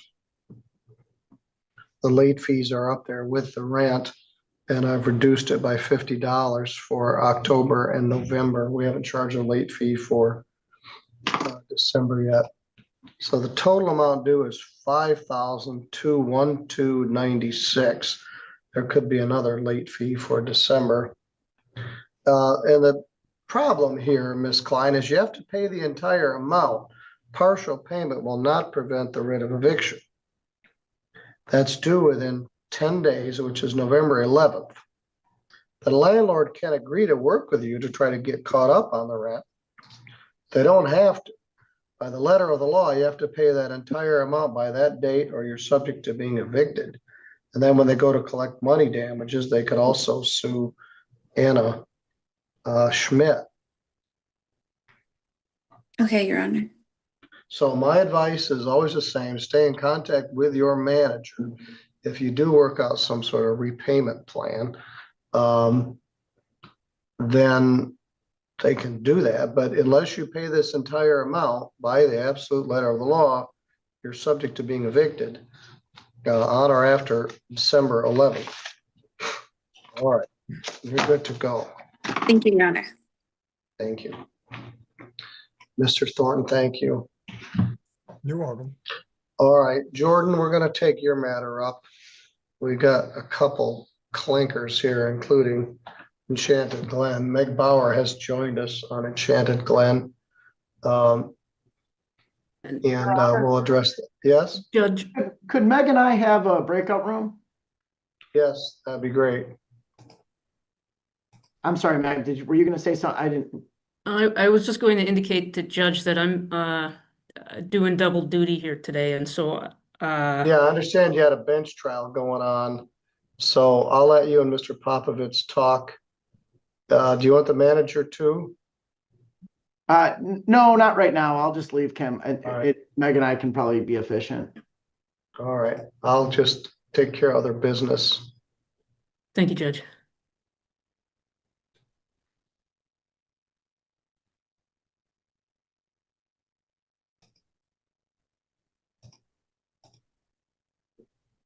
Take the Zoom room out of there. All right.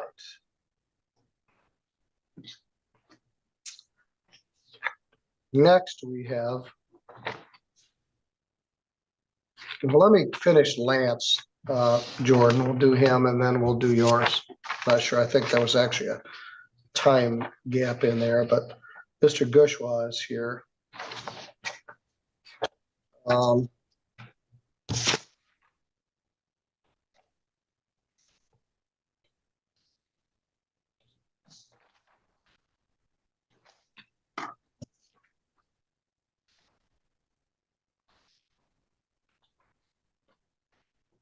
Lance, I think you gave me a judgment in that, and I can't put my hand on it. I did, Your Honor, but I can re-email it to you if you'd like. Oh, let's see if I clipped it to something else here.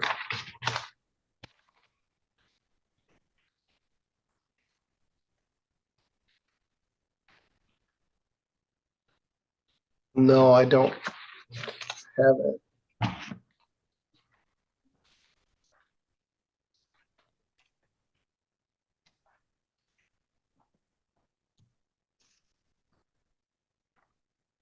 I have Jordan's.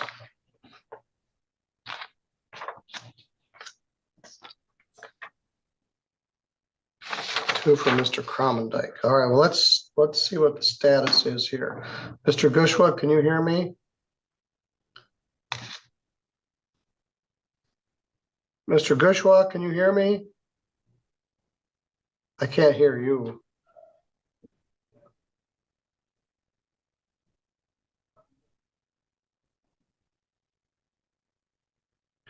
Elaine, do you have a judgment in Green Valley versus Gushwa?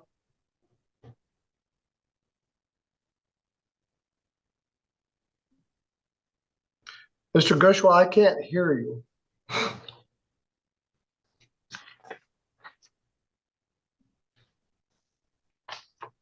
I just emailed you another judgment to your email, Your Honor, and Elaine's. All right, thank you very much. It's been that kind of an afternoon with struggles, just like every afternoon. Mr. Gushwa, I can't hear you, so it's hard to engage in a dialogue.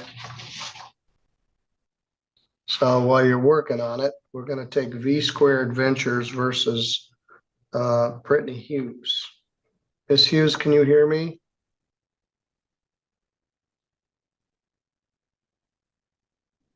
She's not Hughes anymore. She was here. Brittany Poling. Miss I don't know how Poling? to unmute this. All right, well, there, I can't see you. You did unmute it. You're not doing any better than the other guy. It's unfamiliar. All right, Miss Poling, Okay. can you hear me? Yes, I can hear you.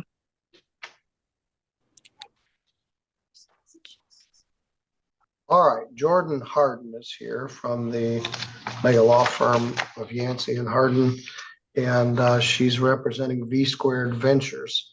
Carissa Finnerman-Rarick is here on behalf of them. We were here on November 21st, and we learned that there was a substantial arrearage. Ms. Harden has prepared two judgments. I think the most recent one is the accurate one. Correct. While we were waiting for the hearing, my client provided new information about an electric bill that had come in today's mail, so I updated the judgment and breakdown to reflect that additional cost. So rent through December Correct. is $2,050. Court costs are $160.29. Water, electric, and late fees are $60, $116.40. And that would total $216.42 for a total amount due through December of 2024-26. Is that correct? Correct. It's $2,426.71 due and owing to the plaintiff. All right. I don't know what I said, but that's what's printed there. Threw an extra Ms. number in Poling, there. what's your position? Can you say that amount again? $2,426.71. Okay. Sorry, I was just trying to write it down. Well, I'm going to send it to you.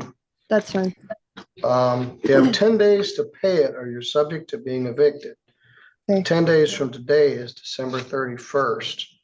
Excuse me, December 11th. Get ahead of myself. That's 30 days from now. December 11th. It's also the day for the appeal. Partial payment will not prevent the writ of eviction. You have to pay the entire thing. Okay. I get paid this withdraw. Friday, so I All right. should be able to pay the majority of it by this Friday. Very good. I would have paid more by now, but I found out over the weekend that the holiday pay at my work I couldn't access through my daily pay, which is like I can access money before my paycheck. They don't allow you to take if it's holiday pay. It just automatically goes to my paycheck. So I was planning on paying more this weekend, but I wasn't able to get money.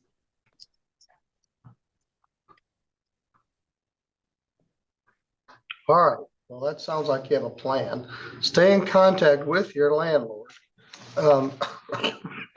Excuse me. They can agree to work with you to get caught up on the rent. They don't have to, but it sounds like you're going to get a bonus for the holiday, and that may help. Oh yeah. Get caught up by December 11th. All right, 2,426.71 is the total amount due. All right, you're good to go. Thank you, Ms. Harden. Thank you, Your Honor.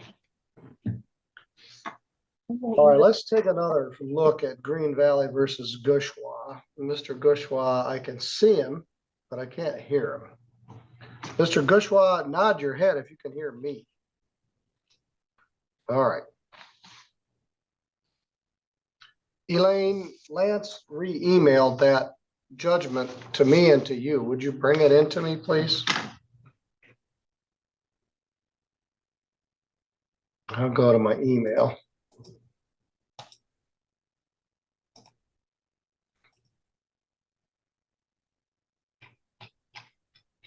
He sent me the judgment, but not the judgment information. Well, there is no judgment information. This is a termination. Oh, it's a termination of tenancy. That's why I couldn't find it. He indicated he planned to move. He was, all right. He was going to vacate. He wanted to vacate by December 15th. So we continue the matter until today. If I give you the standard, it would be by December 11th. Mr. Thorne, do you have discretion to go to December 15th? No, Your Honor, my client's here with me, and this has been a long time coming, and Mr. Gushwa's had a lot of time, so we'd ask for the standard 10 days. Mr. Gushwa, you have until December 11th, which is 10 days from today, to vacate, or you're subject to being evicted. December 11th is a Thursday. More likely day would be Friday, December 12th. So keep that in mind. I'm going to send you a copy of this order as soon as I get it from my clerk. I probably had it and did something with it. Anyway, you've got 10 days to vacate. This lease has been up for some time. They filed a notice of termination of tenancy. In fact, I don't think there even was a lease. The termination of tenancy notice was filed a long time ago. They want you to move, and it's just time. All right, Mr. Gushwa, if you have any questions, I can't hear you, but you heard me. You got till December 11th to vacate.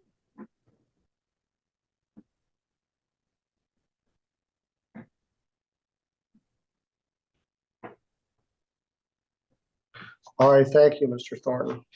Thank you, Your Honor. That judgment is coming. So I've got Enchanted Glen versus Everling, and the parties are in discussion. I'm going to remove Mr. Gushwa.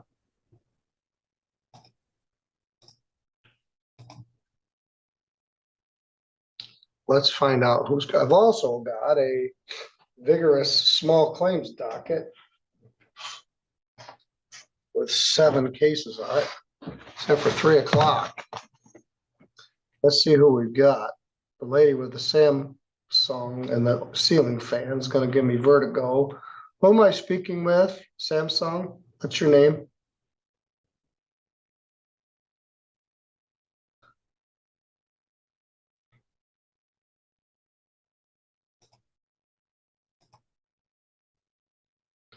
Good afternoon. You've got a Samsung phone and a ceiling fan. What's your name?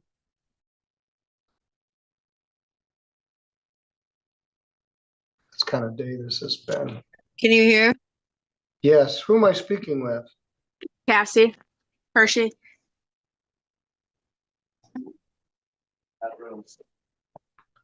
Okay.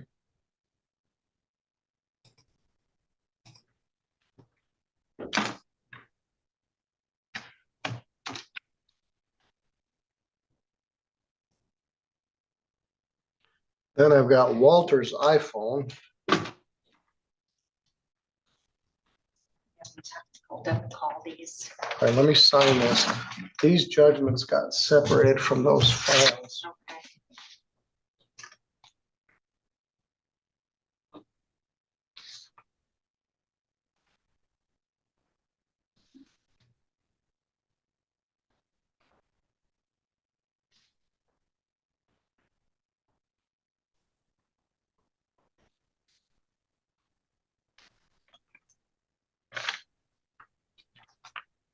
Or you can have those. Oh, okay. All right, so we got people here for our other cases. I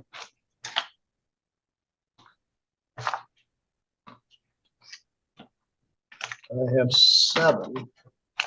Because Kim thought it would be good to do 7.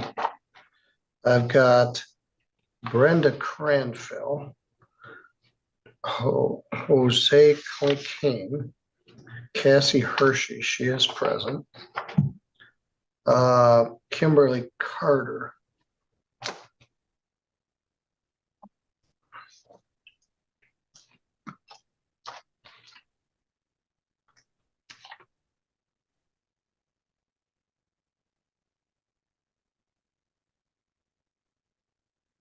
Jeff Hawker and Walter Banks are both present.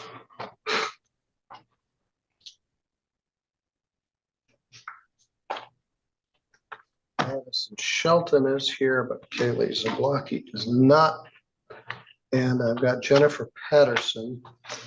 Who are you here on behalf of? I am here with Enchanted Glen. Okay, thank you. As you can see, we're on hurry up and wait.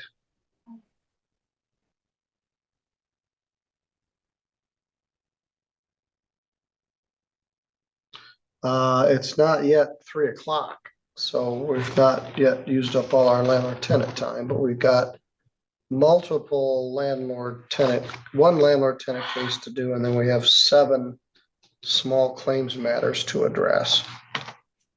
So everybody just stay with me here. I'll wait while the attorneys are discussing things on our last remaining landlord tenant case.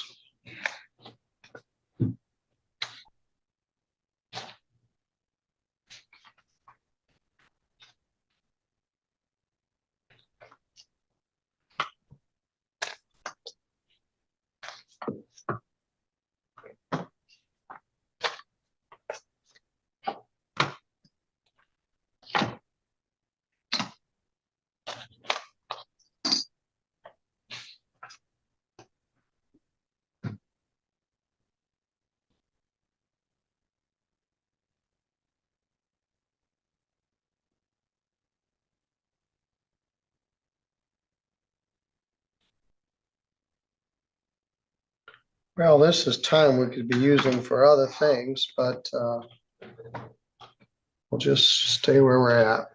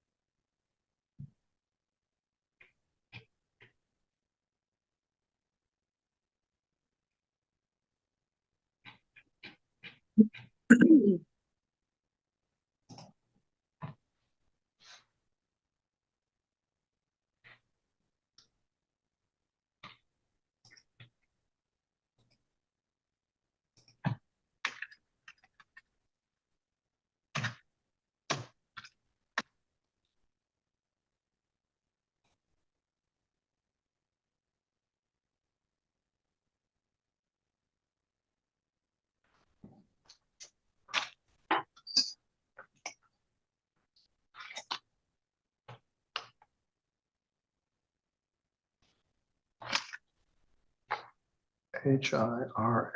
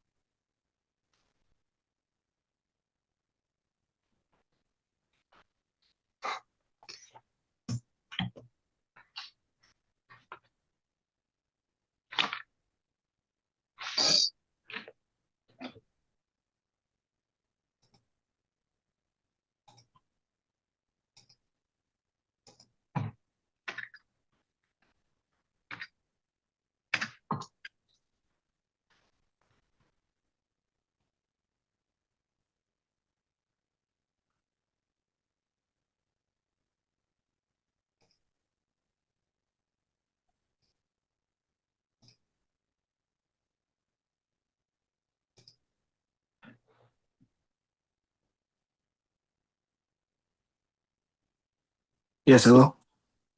Yes, what's your name, sir? Job King.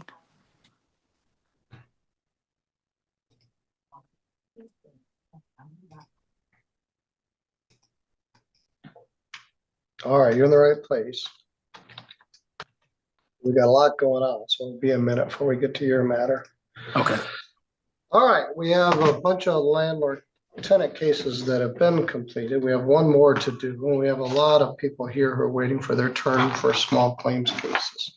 Okay. So the case we're going to address is Enchanted Glen versus Everling. Started out as English, Evan English and Amy Everling. File number is 1769. We've been kicking this can down the road since September 12th. This is a non-payment of rent case. We've been trying to pin the number down. Meg Bauer is here on behalf of the defendant. Greg Popovitz is here on behalf of the plaintiff. Their manager is here. She's on the phone. And we've also got Jennifer Patterson, who's here on their behalf. I'll defer to you, Mr. Popovitz. What's the status?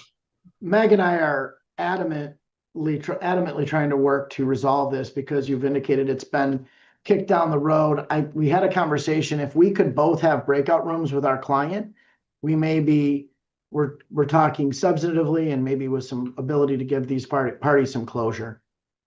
All right, let me see what I can do here. I'm going to try to get in over my head. So I would take Enchanted and Jennifer as well. Sorry.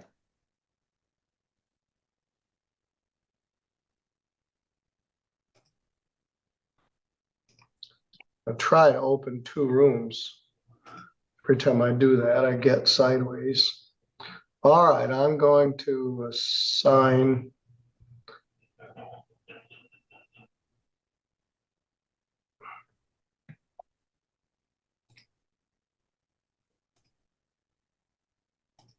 Meg Bauer and Abby Everling to room 1.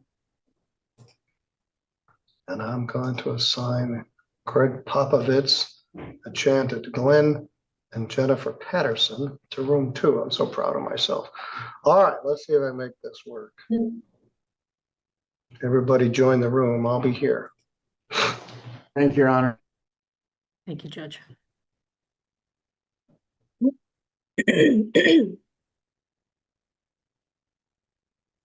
All right, it is at 3 o'clock, which means it's time to start our small claims cases. We have several.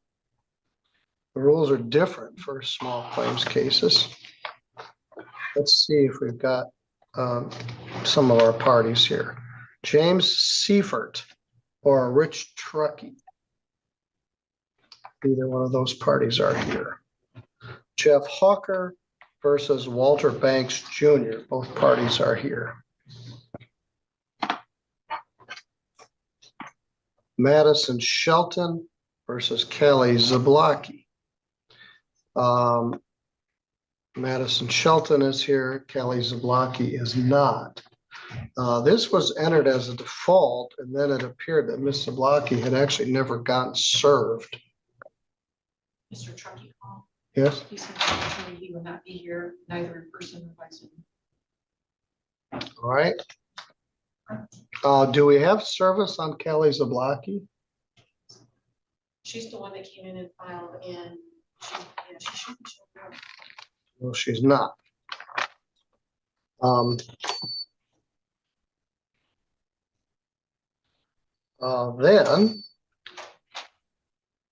So apparently no one's coming on that one. That's $4,500. We'll see whether anybody shows up. We have Rogelio Segundo from Aaron's, and let's talk about his cases. Aaron Sales and Lease versus Brenda Cranfield, 252215. We have no service in that case. We'll come back to it. Aaron Sales and Lease versus Joby King. Mr. King is present. Aaron Sales and Lease versus Kimberly Carter. She's not here.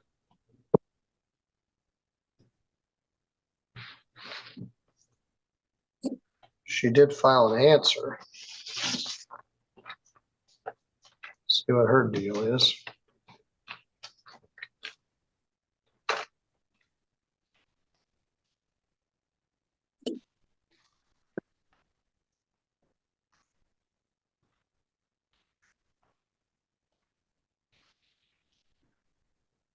Must be missing a couple cases, Rogelio. Carter, we have an answer, but no defendant. We don't have service on Brenda Cranfell. We do have two parties here, Joby King and Cassie Hershey. Someone named Jim just showed up late to the party.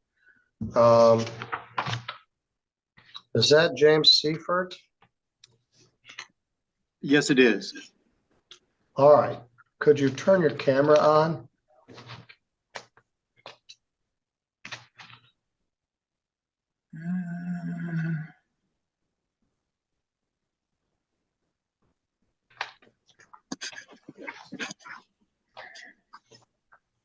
Any luck or? No. When you're the plaintiff in a case, it's generally a good idea to show up on time. Yeah, a little bit of technical issue here. Yeah, the time to practice isn't 1 minute before the show starts. Yeah. All right. We'll come back to your case while you're looking on that. We're going to take up, well, for everybody that's here, let me tell you what the deal is. You're in small claims court. It's a different division of the 3B District Court. My name is Judge Middleton. I do the vast majority of the civil cases here in St. Joe County. Certain category of those are small claims cases. They're for claims of $7,000 or less. Neither party is allowed to have an attorney. There's no formal record being made in small claims because there's no appeal. You don't get to appeal a small claims court. Any judgment, any decision here is final. Either party has the right to ask the court to remove the matter from the general division, from small claims to the general division of the court. But if you do that, tell me before we begin. Excuse me. Wonderful.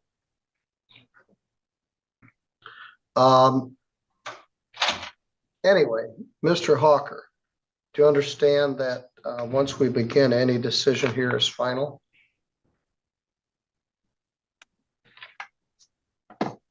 Could you unmute your microphone? Yes, sir.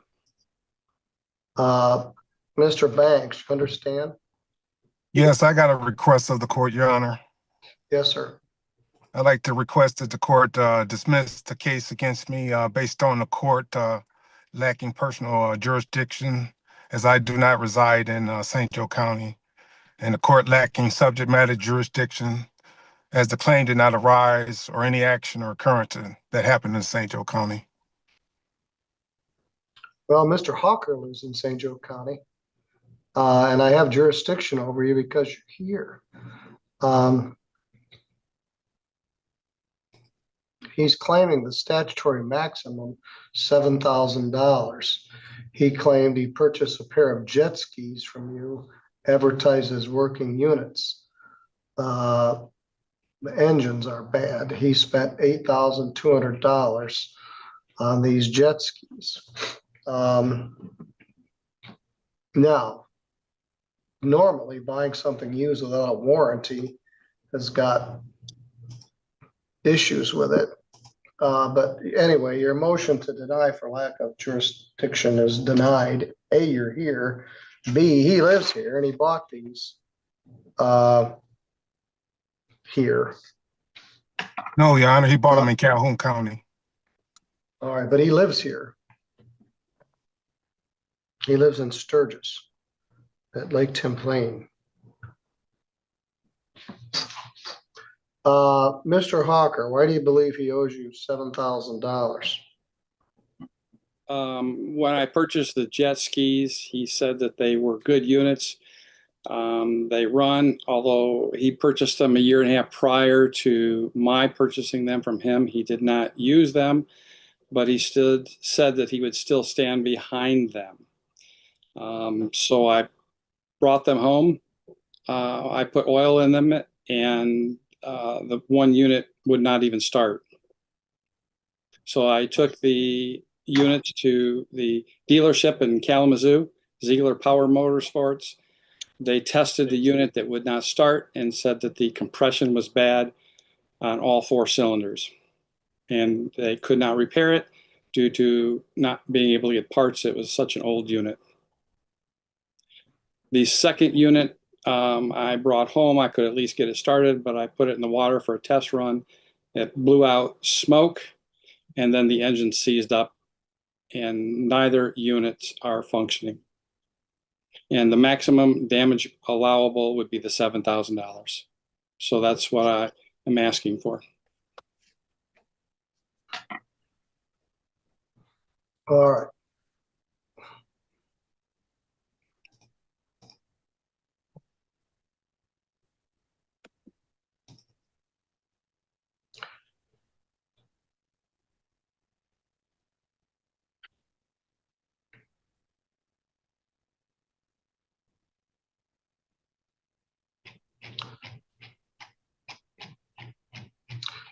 All right, let's see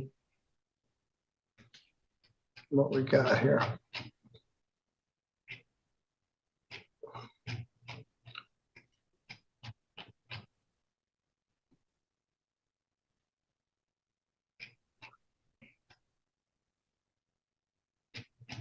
How did you find these?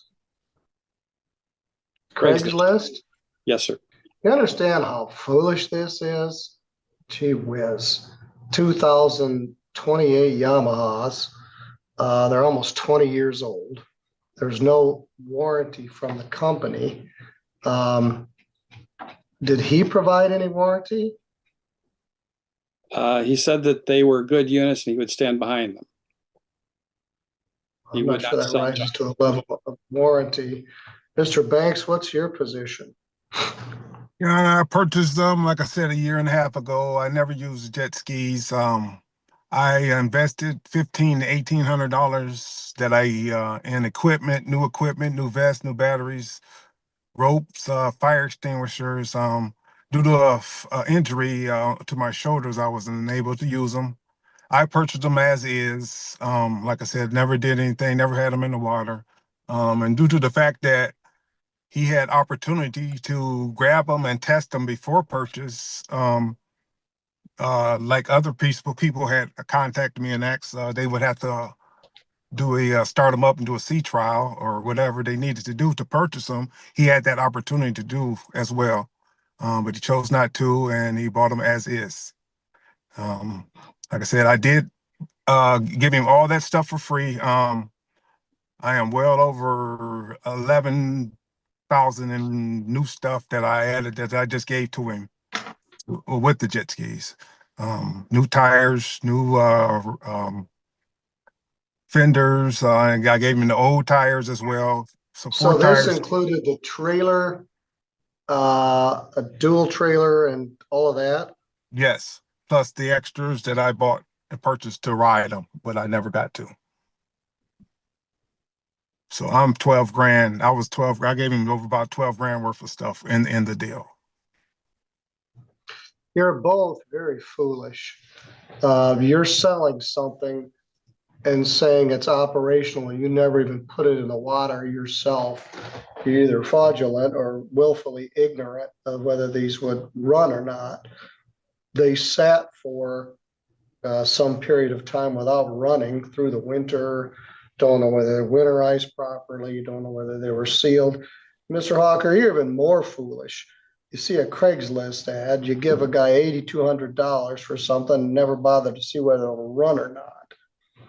You also are now the owner of a trailer. He's not a dealer. He didn't provide a warranty. And so I'm not sure who's more foolish than the other. He sold them.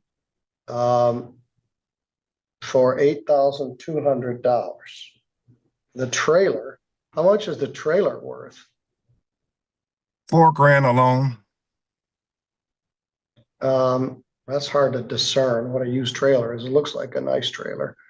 So the way this works, he gets to keep the stuff and you owe him $7,000. So he sued you in small claims court. He's not saying, I want you to take the stuff back. I just want $7,000 for a functionally functional dual trailer and 2 wave runners that I never bothered to test. That seems unfair.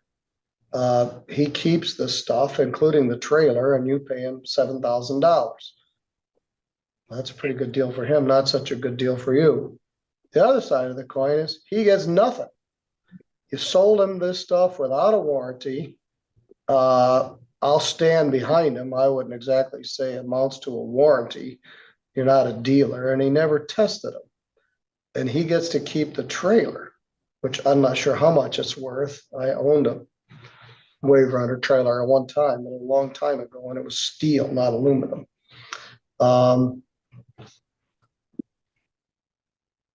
So, Mr. Hawker, what's your last word here?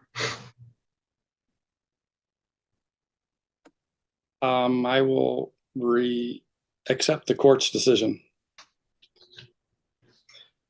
All right, I don't like it really when you step back and look at it. I've said he's selling you this stuff that he doesn't even know whether it works or not.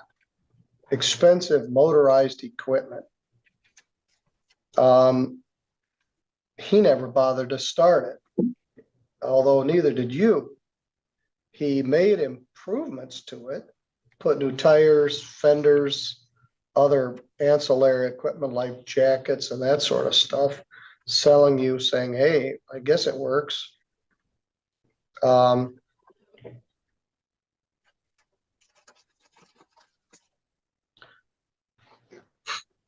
In small claims court, the same standard of proof applies as to regular court. The burden of proof is on the plaintiff, and they have to prove the case beyond a preponderance. There was culpability on each side, on the seller's side for not knowing whether the thing even worked, on the buyer's side for not first confirming that 2 expensive pieces of water equipment that are almost 20 years old worked.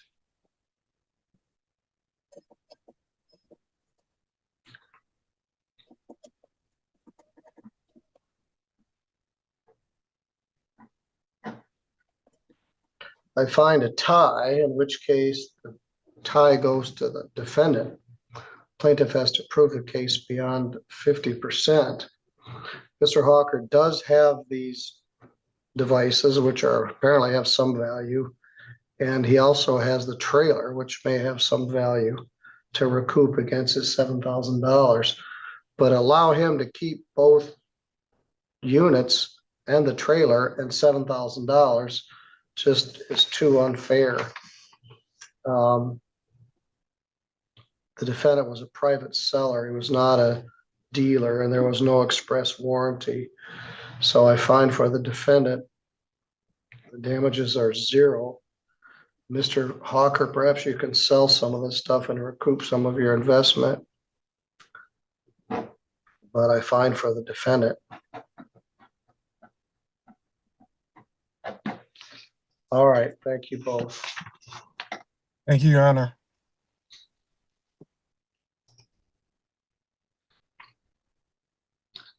I'll move Mr. Banks.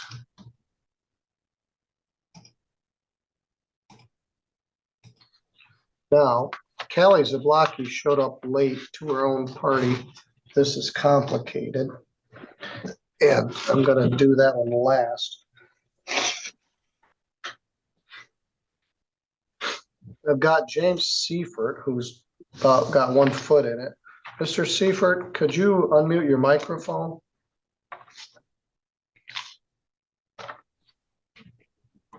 Can you hear me? Yes.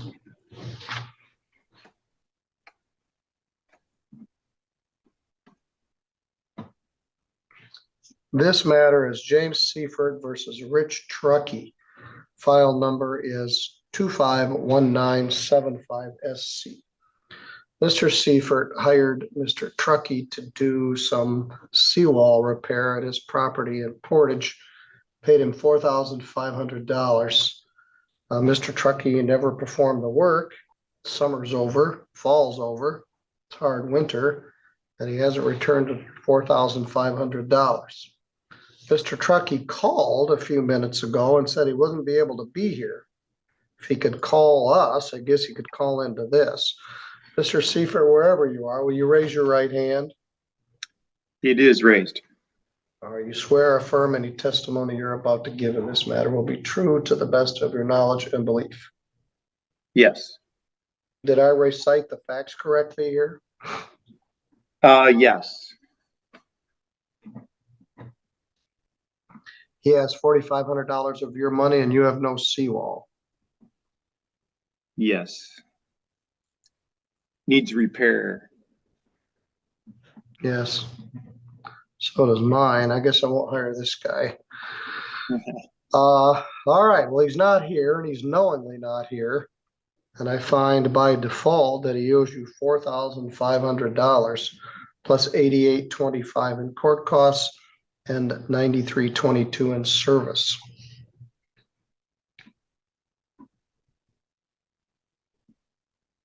That's correct. There's actually another 46.76. Well, he owes $4,679.47. Yeah. Well, getting the judgment is the easy part. Getting the money is the harder part. He has 30 days to pay this, and if he does not pay, excuse me, you can pursue what's called a discovery subpoena. And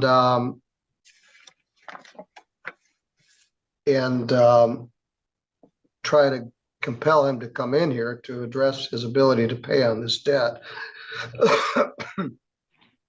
This is also something called violation of the Builders Trust Fund Act, where it takes the money from your job and applies it to somebody else's job.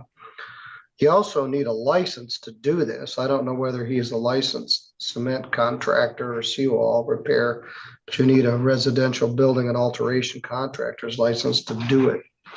Anyway, I owe you $4,679.47.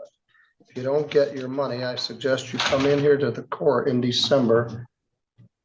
Thank you, but I can't do lemon.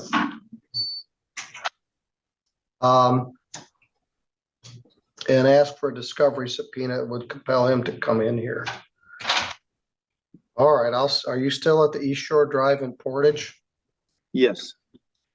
All right, we barely made it through here, but we did. I'm giving you your judgment that you've requested. If he does pay, great. If he doesn't, you need to pursue a discovery subpoena. Discovery subpoena. Okay. Thank you.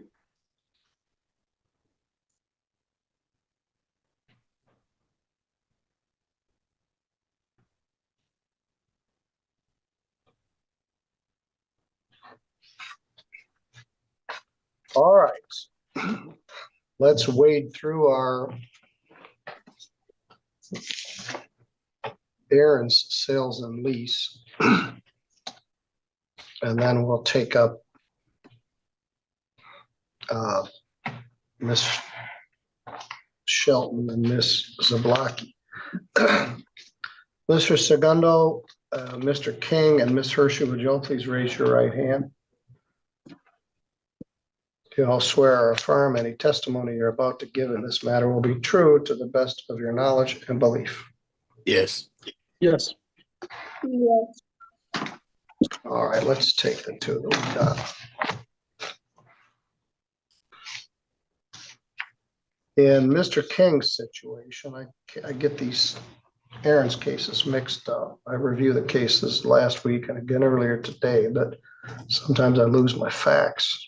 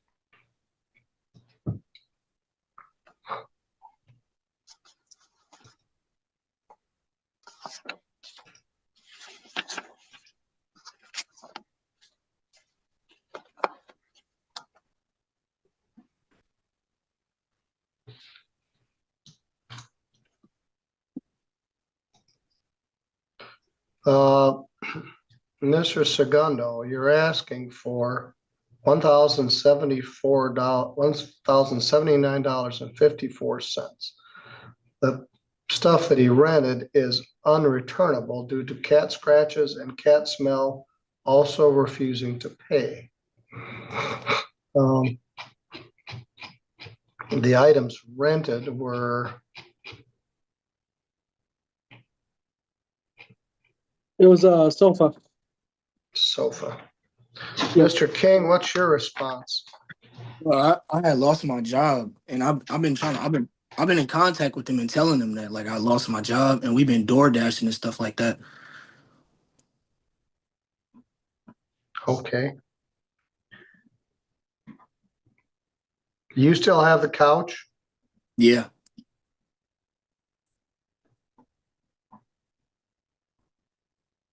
Where were you working? I was working at EIMO. Okay. I've been trying to get a job, but I thought I had a job here in Constantine. They called me and they said that they're just gonna go with further candidates, and I was like, all right. But they said if they have another job position that they'll give me another call back. So I'm just waiting on a call back. Well, I at least they applied at, called you. A lot of places are ghosting people. yeah. All right, I've well, it been, appears you rented this stuff. I don't want to rent anything that smells like cats and has scratches on it, so they yeah. can't really take it back. Yeah. So I find that you owe $1,079.54 plus costs of $66.25 and other of $42.59 for a total of $1,188.38. Can you make any sort of monthly payment? I mean, yeah, I can by door dashing. Try to come up with some money, like Can you pay $50. $100 a month? Yeah. All right. Installments of $100 per month. We won't start this till January 15th, 2026. That'll take about 12 months to pay it off. Okay.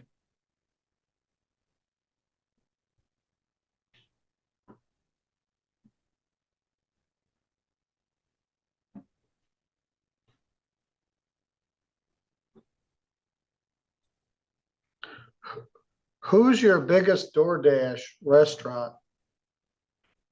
I'd have to say probably at a restaurant, probably like McDonald's. But we mainly be door Okay. dashing for like Myers and stuff like that. Okay. Yeah, that'd be the bigger ones, Myers. That makes some sense, but the DoorDash from McDonald's. Yeesh. Yeah. All right, Mr. King, I found that you owe the money. We're going to repay it at $100 per month starting January 15th of 2026. $1,188.33, and the couch is now your possession.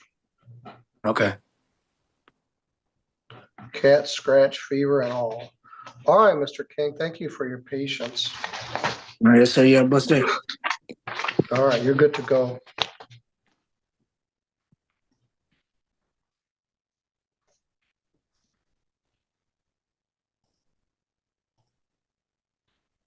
All right, Miss Hershey, can you hear me? Yes.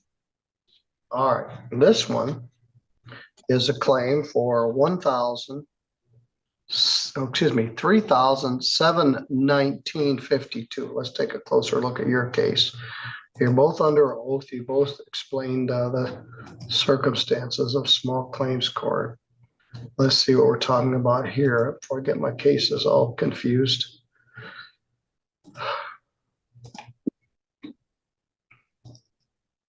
This is a claim for $3,719.52. Customer is not working or making any plans to pay. We've retyped the account to lower the payments. Items are not returnable. TVs are broken, furniture was destroyed, is not able to be resold, and she has bugs.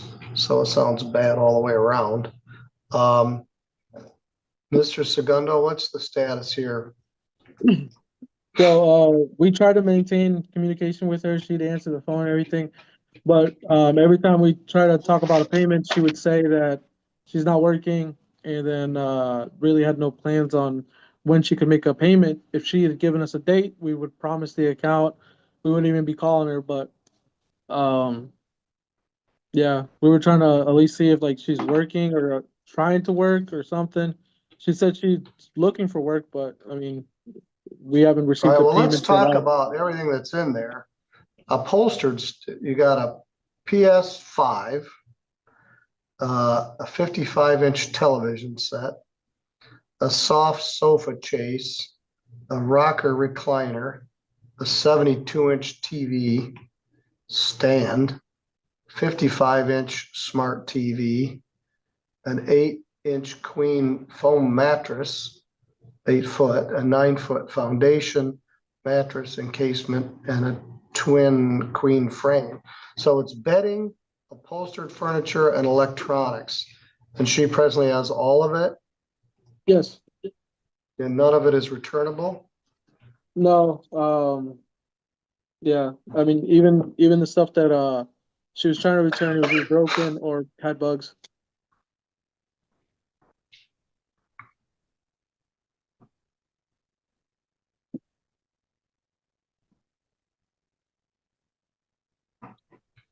Ms. Hershey, what's your response? Um, I was telling them that I wasn't working because I haven't been able to work since I got pregnant, and I did lose my job at American Axle, and then because I got pregnant, and then I got evicted from my apartment, so I lost the furniture to the storage unit that we had to put it in because I wasn't able to pay the storage unit either. All right, well, this is easy. No longer can you even return this stuff. It's a risk of rent-to-own, renting and borrowing to rent. How long were you at American Axle? I was at American Axle for 3 months.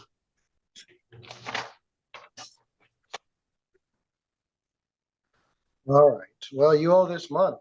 You rented their stuff and then you took it and then you either broke it or lost it. You owe $3,902.67. I don't think you're presently in any position to make any payments on this.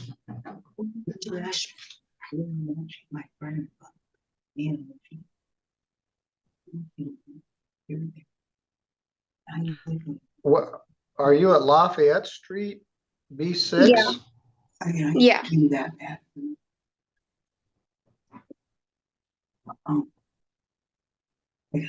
All right, well, this is a very unfortunate situation. You got in over your head, you rented all this stuff, they rented you a whole bunch of stuff. People can't live without a PS5, 2 TVs. Judgment for plaintiff is $3,902.67. That's how much I owe? Yes. Now, for what it's worth, it won't continue to have monthly debt from rent-to-own, but there is interest on this. You don't presently have the ability to pay it. I suspect what they will do is a discovery subpoena. When is your child due? March 22nd.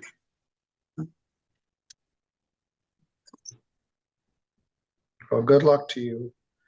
That's a good day to get born, I think, but you're not in a position to pay anything right now. So I'm not going to order it, but you do owe the money. You took their stuff, you didn't return it, and it got lost.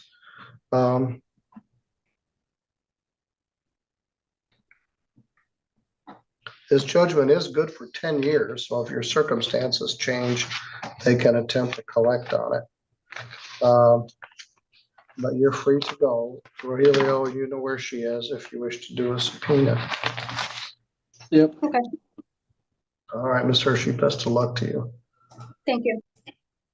Next, we have Aaron's Sales and Services is Brenda Cranfell. We have no service in that case. And I'm going to continue that for 60 days.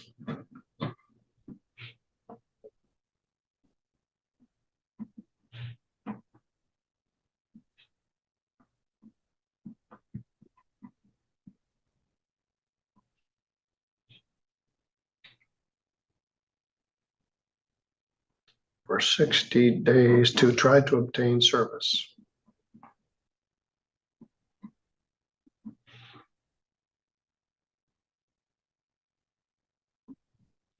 Any idea where she is?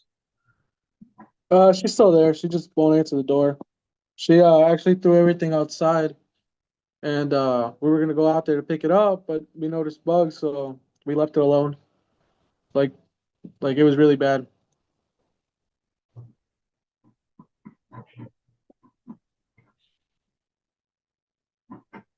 All right, well, we'll try again.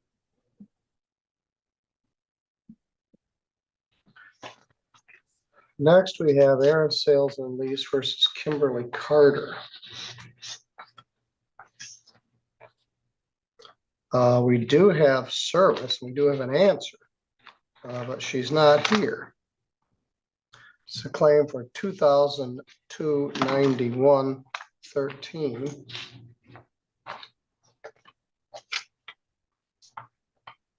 Have you had any contact with this defendant? For a little bit, we were trying to figure out a payment plan that would work for her. She said she split up from her boyfriend and he was helping her out for a little bit, but after that, she just didn't make a payment again after we retyped it and lowered it.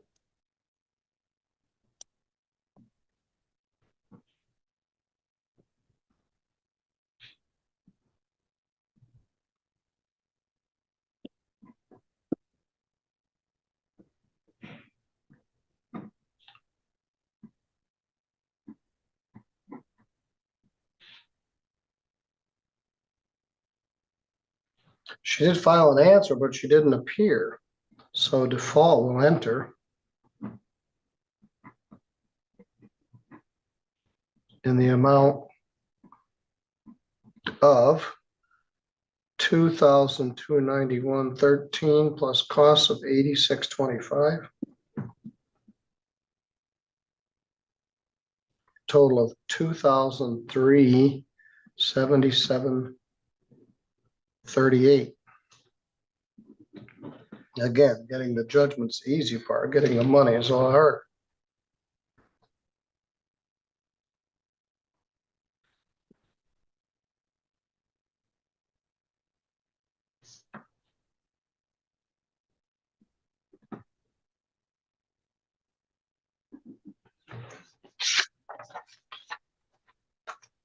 All right, Mr. Segundo, that finishes us for today.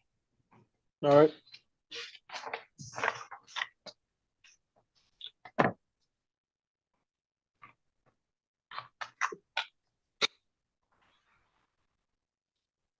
Now, I still have all those people from Enchanted Glen in various breakout rooms. They must be really talking.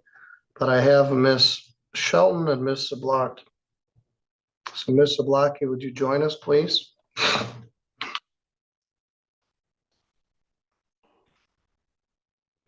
This is a claim for $3,055 plus court costs. Madison Shelton versus Kelly Zablocki. Will you both please raise your right hand?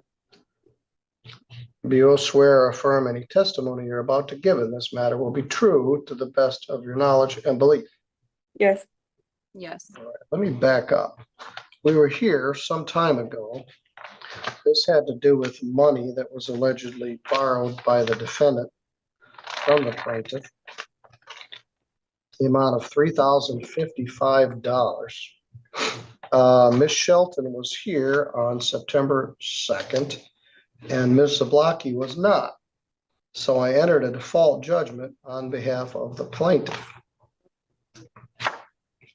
Ms. Zablocki then wrote me a letter, October 21st, and I wrote her back saying there is no appeal from small claims judgment, and you didn't show up.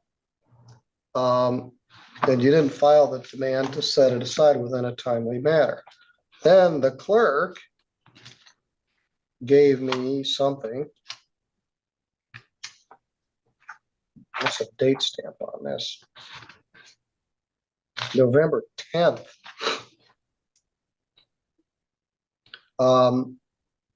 We learned that the case, Kelly Zablocki never got served from the Postal Service on November 10th. We got the certified mail returned to sender. Now, somebody signed for it on August 11th. Sue Chandler signed for this letter. So I accepted that as a certified proof of service. I don't know who Sue Chandler is. And then eventually the letter came back indicating that Kelly Zablocki had never actually gotten notice of the hearing, which is why she didn't show up. So we'll come back to that in a minute, ladies. So the letter that I wrote to her telling her that she couldn't move to set the default aside is in error, because if she was never served at all, then she can't be excused for not appearing for the hearing. Although we didn't know that until the Postal Service sent us something on November 10th, well after all this had taken place. So ladies, bear with me for a minute. Ms. Bauer, is everybody done? Judge, I believe we have resolution. I'm hopeful. Okay.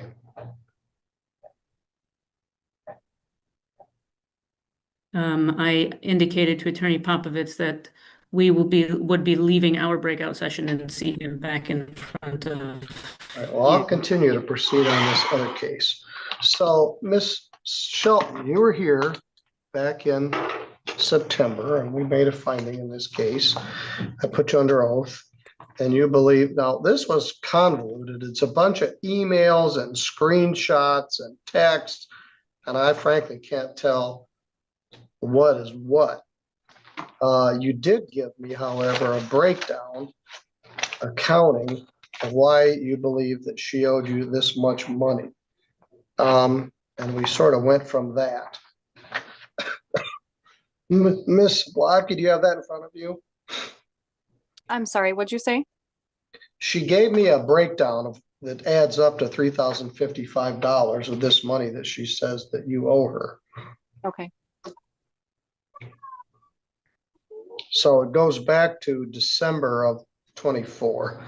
$900 December, 122 paid $200, $700 due. January 31st, $1,200 rent. Now it's $1,900 due. Paid $600, $1,300 due. Paid gas, food, no food stamps. $82.50. Now she says you owe $1,382 through February. Then February 25th, paid electric, food stamps, $295 divided in half is $147.50. She claims you now $1,529. March rent paid, gas paid, cut in half, $81 due. Through March, she now claims you $1,610. Electric paid, $266, cut in half is $133. Now the total is $1,793. Then rent of $1,200 for March. Total now due is $2,943. Water bill cut in half, $112. That's how she came up with $3,055. Ms. Shelton, is that correct? Yeah. All right, let's hold that thought for a minute. Everybody's back on my other case. All right, so she tracks it month to month and with payments and credits and other amount due. We have everyone back in Enchanted Glen versus Everling.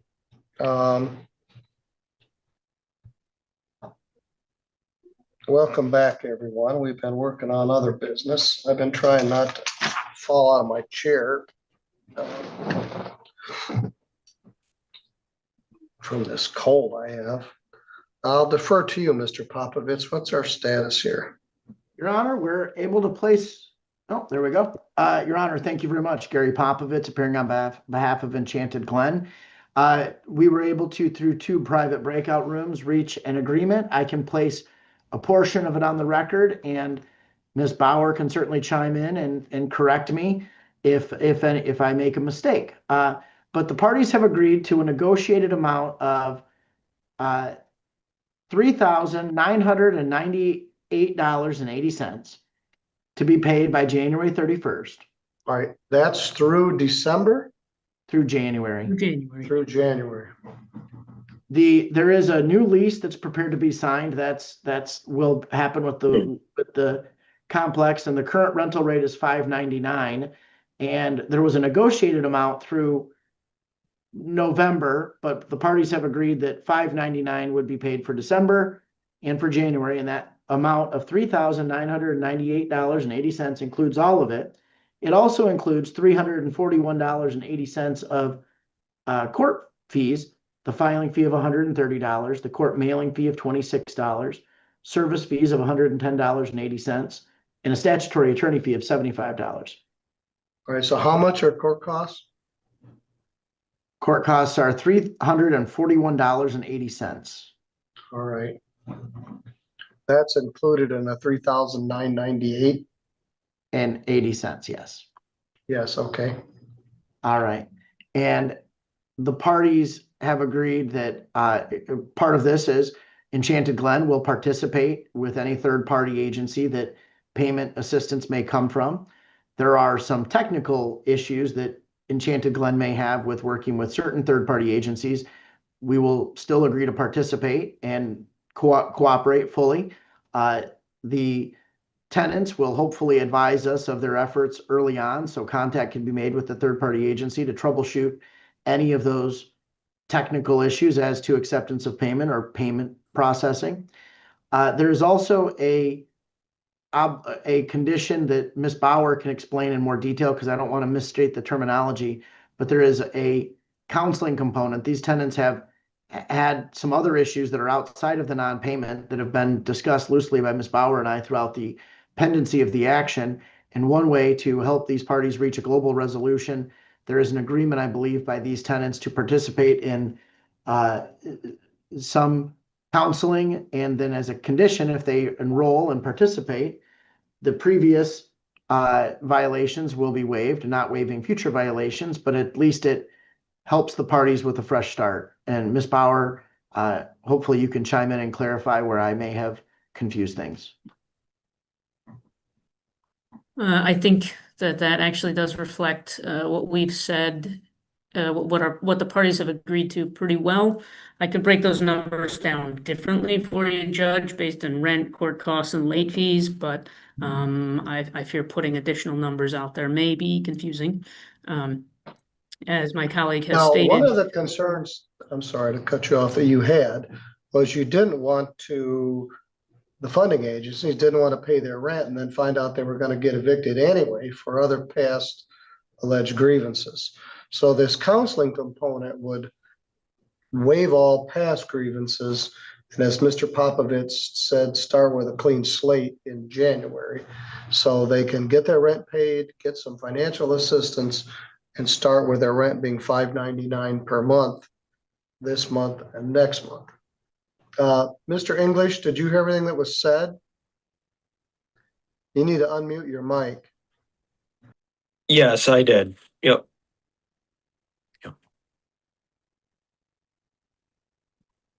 Here. And the two defendants are together, Judge. Yeah. Oh, you're now muted though, Judge.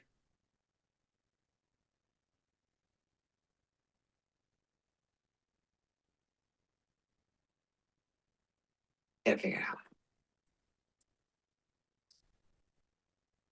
Gary, can you hear Judge? No, I cannot. I can't hear him either, no. It says he's muted.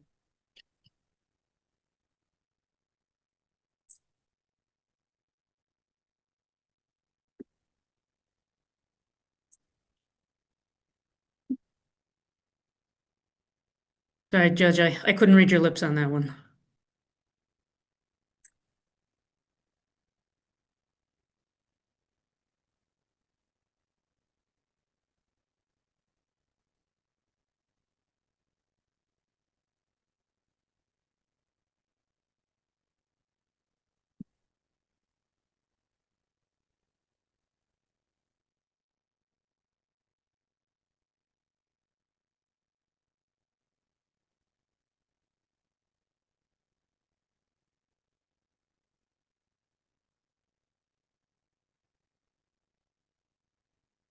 The good news is I have 98% of this drafted in a stipulated order that will have my self and Attorney Popovitz and the defendant's signatures on it.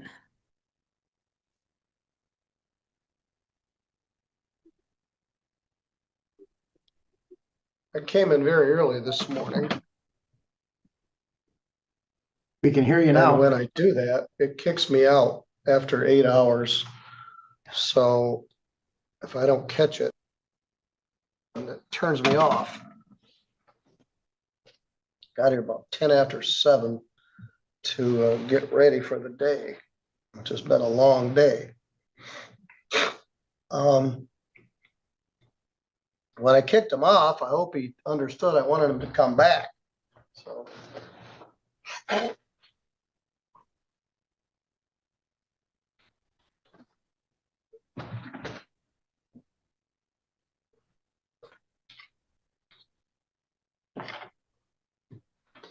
Is that Ms. Bauer's clients? It looks like they may have. I believe that's the reference, yeah. Yeah, okay. Are they back? No, that's some small claims defendants. Yeah, I'm getting them a message, Judge.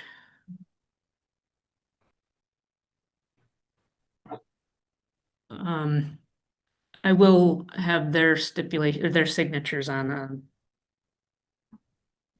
the final order, and I don't know if you caught it, but I have most of this drafted already. All right. Let's talk to the folks from Enchanted Glen. Ms. Patterson's from the head office and Kim is here from the local office. Did you both agree to these terms and conditions? Yeah. Yes. All right. The goal is to have them have a clean start and get on track for 2026. And I guess I don't disagree with any of that. Who's preparing the order? I've got it, Judge. All right. I'll circulate it to make sure all the I's are dotted and the T's are crossed.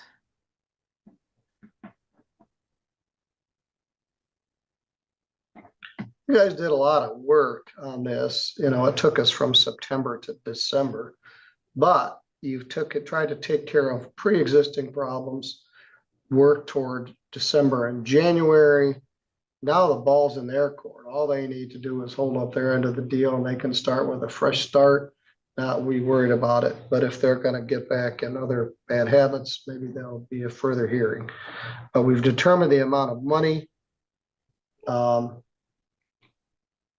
and the other terms. So it doesn't look like they're logging back in. Ms. Bauer, I'll wait the order. I'll tick a list to 10 days.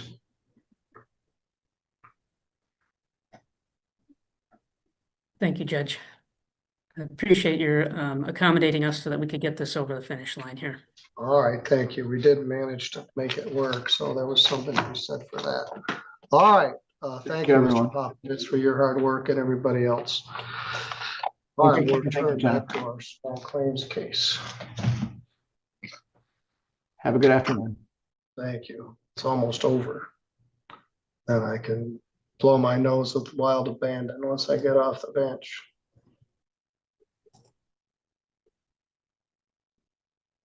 All right, ladies, it's down to just us. So we heard Ms. Shelton's version of why this money is owed. Ms. Zablocki, you didn't appear because you didn't have notice. And so the default that was entered was probably entered in error, although I indicated we didn't know it. So what do you want me to know? She breaks this down month by month on how much you owe. What's your response? I have something written down so I didn't forget what to say. I sent you that letter, and a majority of what I wanted you to hear was in that letter. Let me see. Yes, it's dated October 13th. Yeah, that was just me explaining my side of the situation since I didn't get to appear and do that over Zoom with you guys when the court date was here. I Now, didn't you really, feel like she should have actually gone after Dominic Land, yes, but sir. she doesn't have to. I guess she can pick her No, defendant. no, she doesn't necessarily have to. No, she could. Okay. I mean, she did just, I mean, she's going after me for it, but I don't feel like it's fair, nor was there lease agreement between us. I don't have the financial needs to pay that much money. I raised 5 kids by myself with no help from fathers. Not that it's anybody else's responsibility, but it would put me and my children in very much financial debt, which is why I kind of feel like her coming after me is a little bit more personal on her emotions because the agreement, when we moved in, the agreement was with Dominic's job. And her coming after me just kind of feels more personal. Just me only.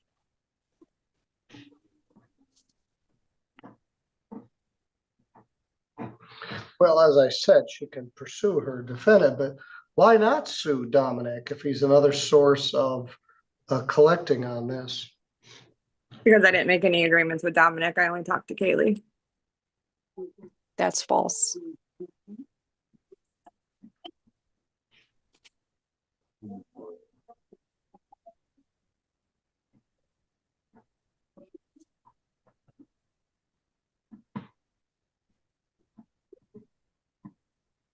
Miss Shelton, this goes under the category of no good deed goes unpunished. You took her in, they were at dire straits. You didn't have a lease. You didn't really exactly know what you were doing in the landlord-tenant business, but you tried to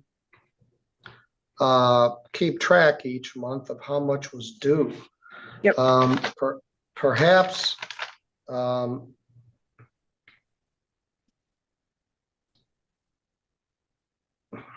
this could have been done better. Dominic was employed and responsible for paying rent. We paid rent for December, and then he lost his job. They didn't pay January's rent, February's rent, March's rent. And so those figures are accurate.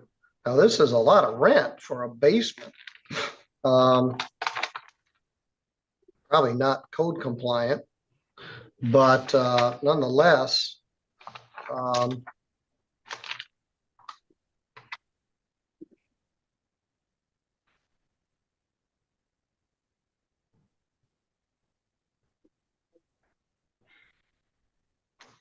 describe this house to me, Miss Shelton. What is it? The 4-bedroom, 3-bathroom. And Basement which part of the half house finished. they rented the whole house? No. They did the basement. I offered the bedrooms upstairs, but the kids ruined like my closet door, a bunch of different things. So they stayed in the basement. And what was down there? It's like 3 rooms. It's like half finished. The walls need just the drywall on them. The floor has flooring. How many bedrooms? 4. In the basement? Oh, no, in the basement there's 3 rooms. They're not bedrooms, but there's 3 rooms. Is there a bathroom? It's upstairs. There's 3 bathrooms in the house.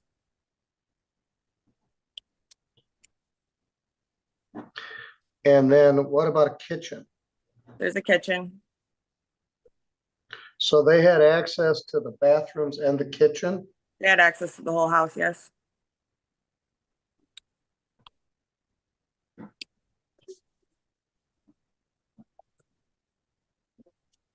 So this really, the wheels fell off after the first month. And they did try to make some payments as they could. What happened to Dominic? He lost his job in December and I was freshly postpartum when we first moved in, so it wasn't as easy for me to find employment right away. When he lost his job in December, I was able to receive employment and paid Madison what I could. Dominic and I were going through issues in our relationship, and we ended up breaking it off officially in March. Okay, so he's not in the picture anymore? No, he has not been at all for almost a year. No, since March, sorry. All right. Well, it's one thing is owing something, another is being able to collect on it. But I think this money is owed. Whether it's fair that they went only against you, I don't know, but we're talking about January's rent, February's rent, March's rent, utilities. I do have a question for you though, because by no means did the agreement of utilities ever come up, not with me, not with Dominic. The agreement was made with Dominic because he was the one that was employed to pay half of the rent. And the utilities are just being tacked on. That was never, when me and Matt, right before I had moved out, Madison had asked me if I could help with utilities. And I had explained to her that I was giving her what I could because I was paying $250 in childcare on top of giving her what I could. Didn't have any kind of state assistance or child support to help feed my kids. My daughter was living off of $50 cans of formula every 3, 4, or 5 days, depending how much she chose to eat. Like I was really struggling financially, especially mentally. And I just wanted to be able to, it was my kids over anything else. And I'm sure anybody who's a parent can understand that. But the Well, do you utilities agree that the never- rental amount was $1,200 a month? Yeah, that's what they had agreed upon, was $1,200 a month. Right. And was there a clause for you would pay half of the utilities? No, there was not. The deal with the utilities was when she moved in November, she had food stamps and she was getting about $1,700 in food stamps. And I said she didn't have to pay utilities if the food went into the house for everybody. In December, her food stamps got cut off. And at that point, I told her, okay, well, if you're not helping put the food in the house, I need help with the utilities now. And then she didn't have food stamps the rest There's a way of that the you time. do that, Ms. Shelton. It's called a lease. Yeah. You're changing the rules in the middle of the game.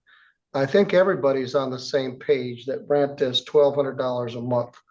So we've got 4 months, December, January, February, and March. So there's I'm sorry, 40. Your Honor. Can I say something really quickly? Yes. December, January, and you said December, January, February, and March. Those are the months that we did not pay at all. Yes. Okay. Well, I'm gonna offset it by the amount you paid. The total amount of rent for those 4 months was $4,800. So let's figure out how much you paid.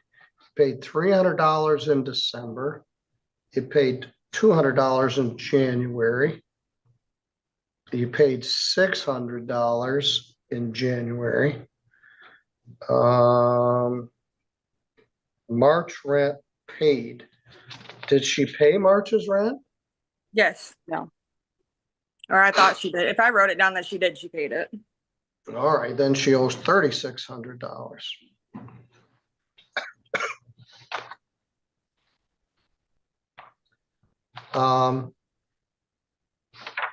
So I'm gonna subtract what she did pay, which was $1,100.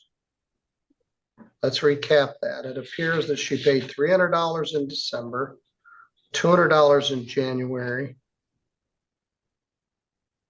She paid $600 in January. And I took March out of it. So 3,600 minus 1,100 is $2,500. I'd also like to add that I didn't include the trash removal fees, also the damages to my house from her and her children. We had to load up 4 trucks of garbage and take it to the dump. Yeah, I repeat what I said. No good deed goes unpunished. You don't have a lease. You're doing this on a handshake and a he said, she said. Correct. And so my advice is don't get in the landlord business like this again. And it's probably not code compliant. If this was in the city of Constantine or Three Rivers, you couldn't rent it like this. You couldn't charge somebody $1,200 to live in your basement. So I find $2,500 for the plaintiff.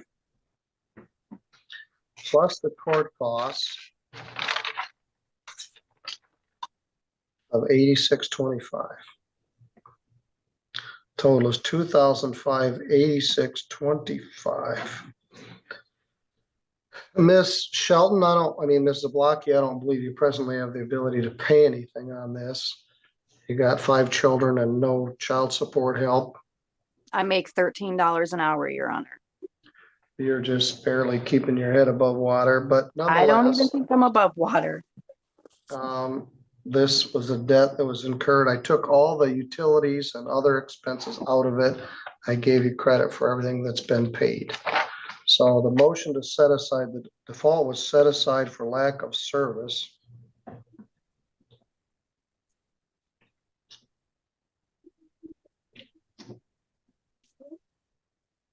And we'll do a new judgment of $2,500 plus costs.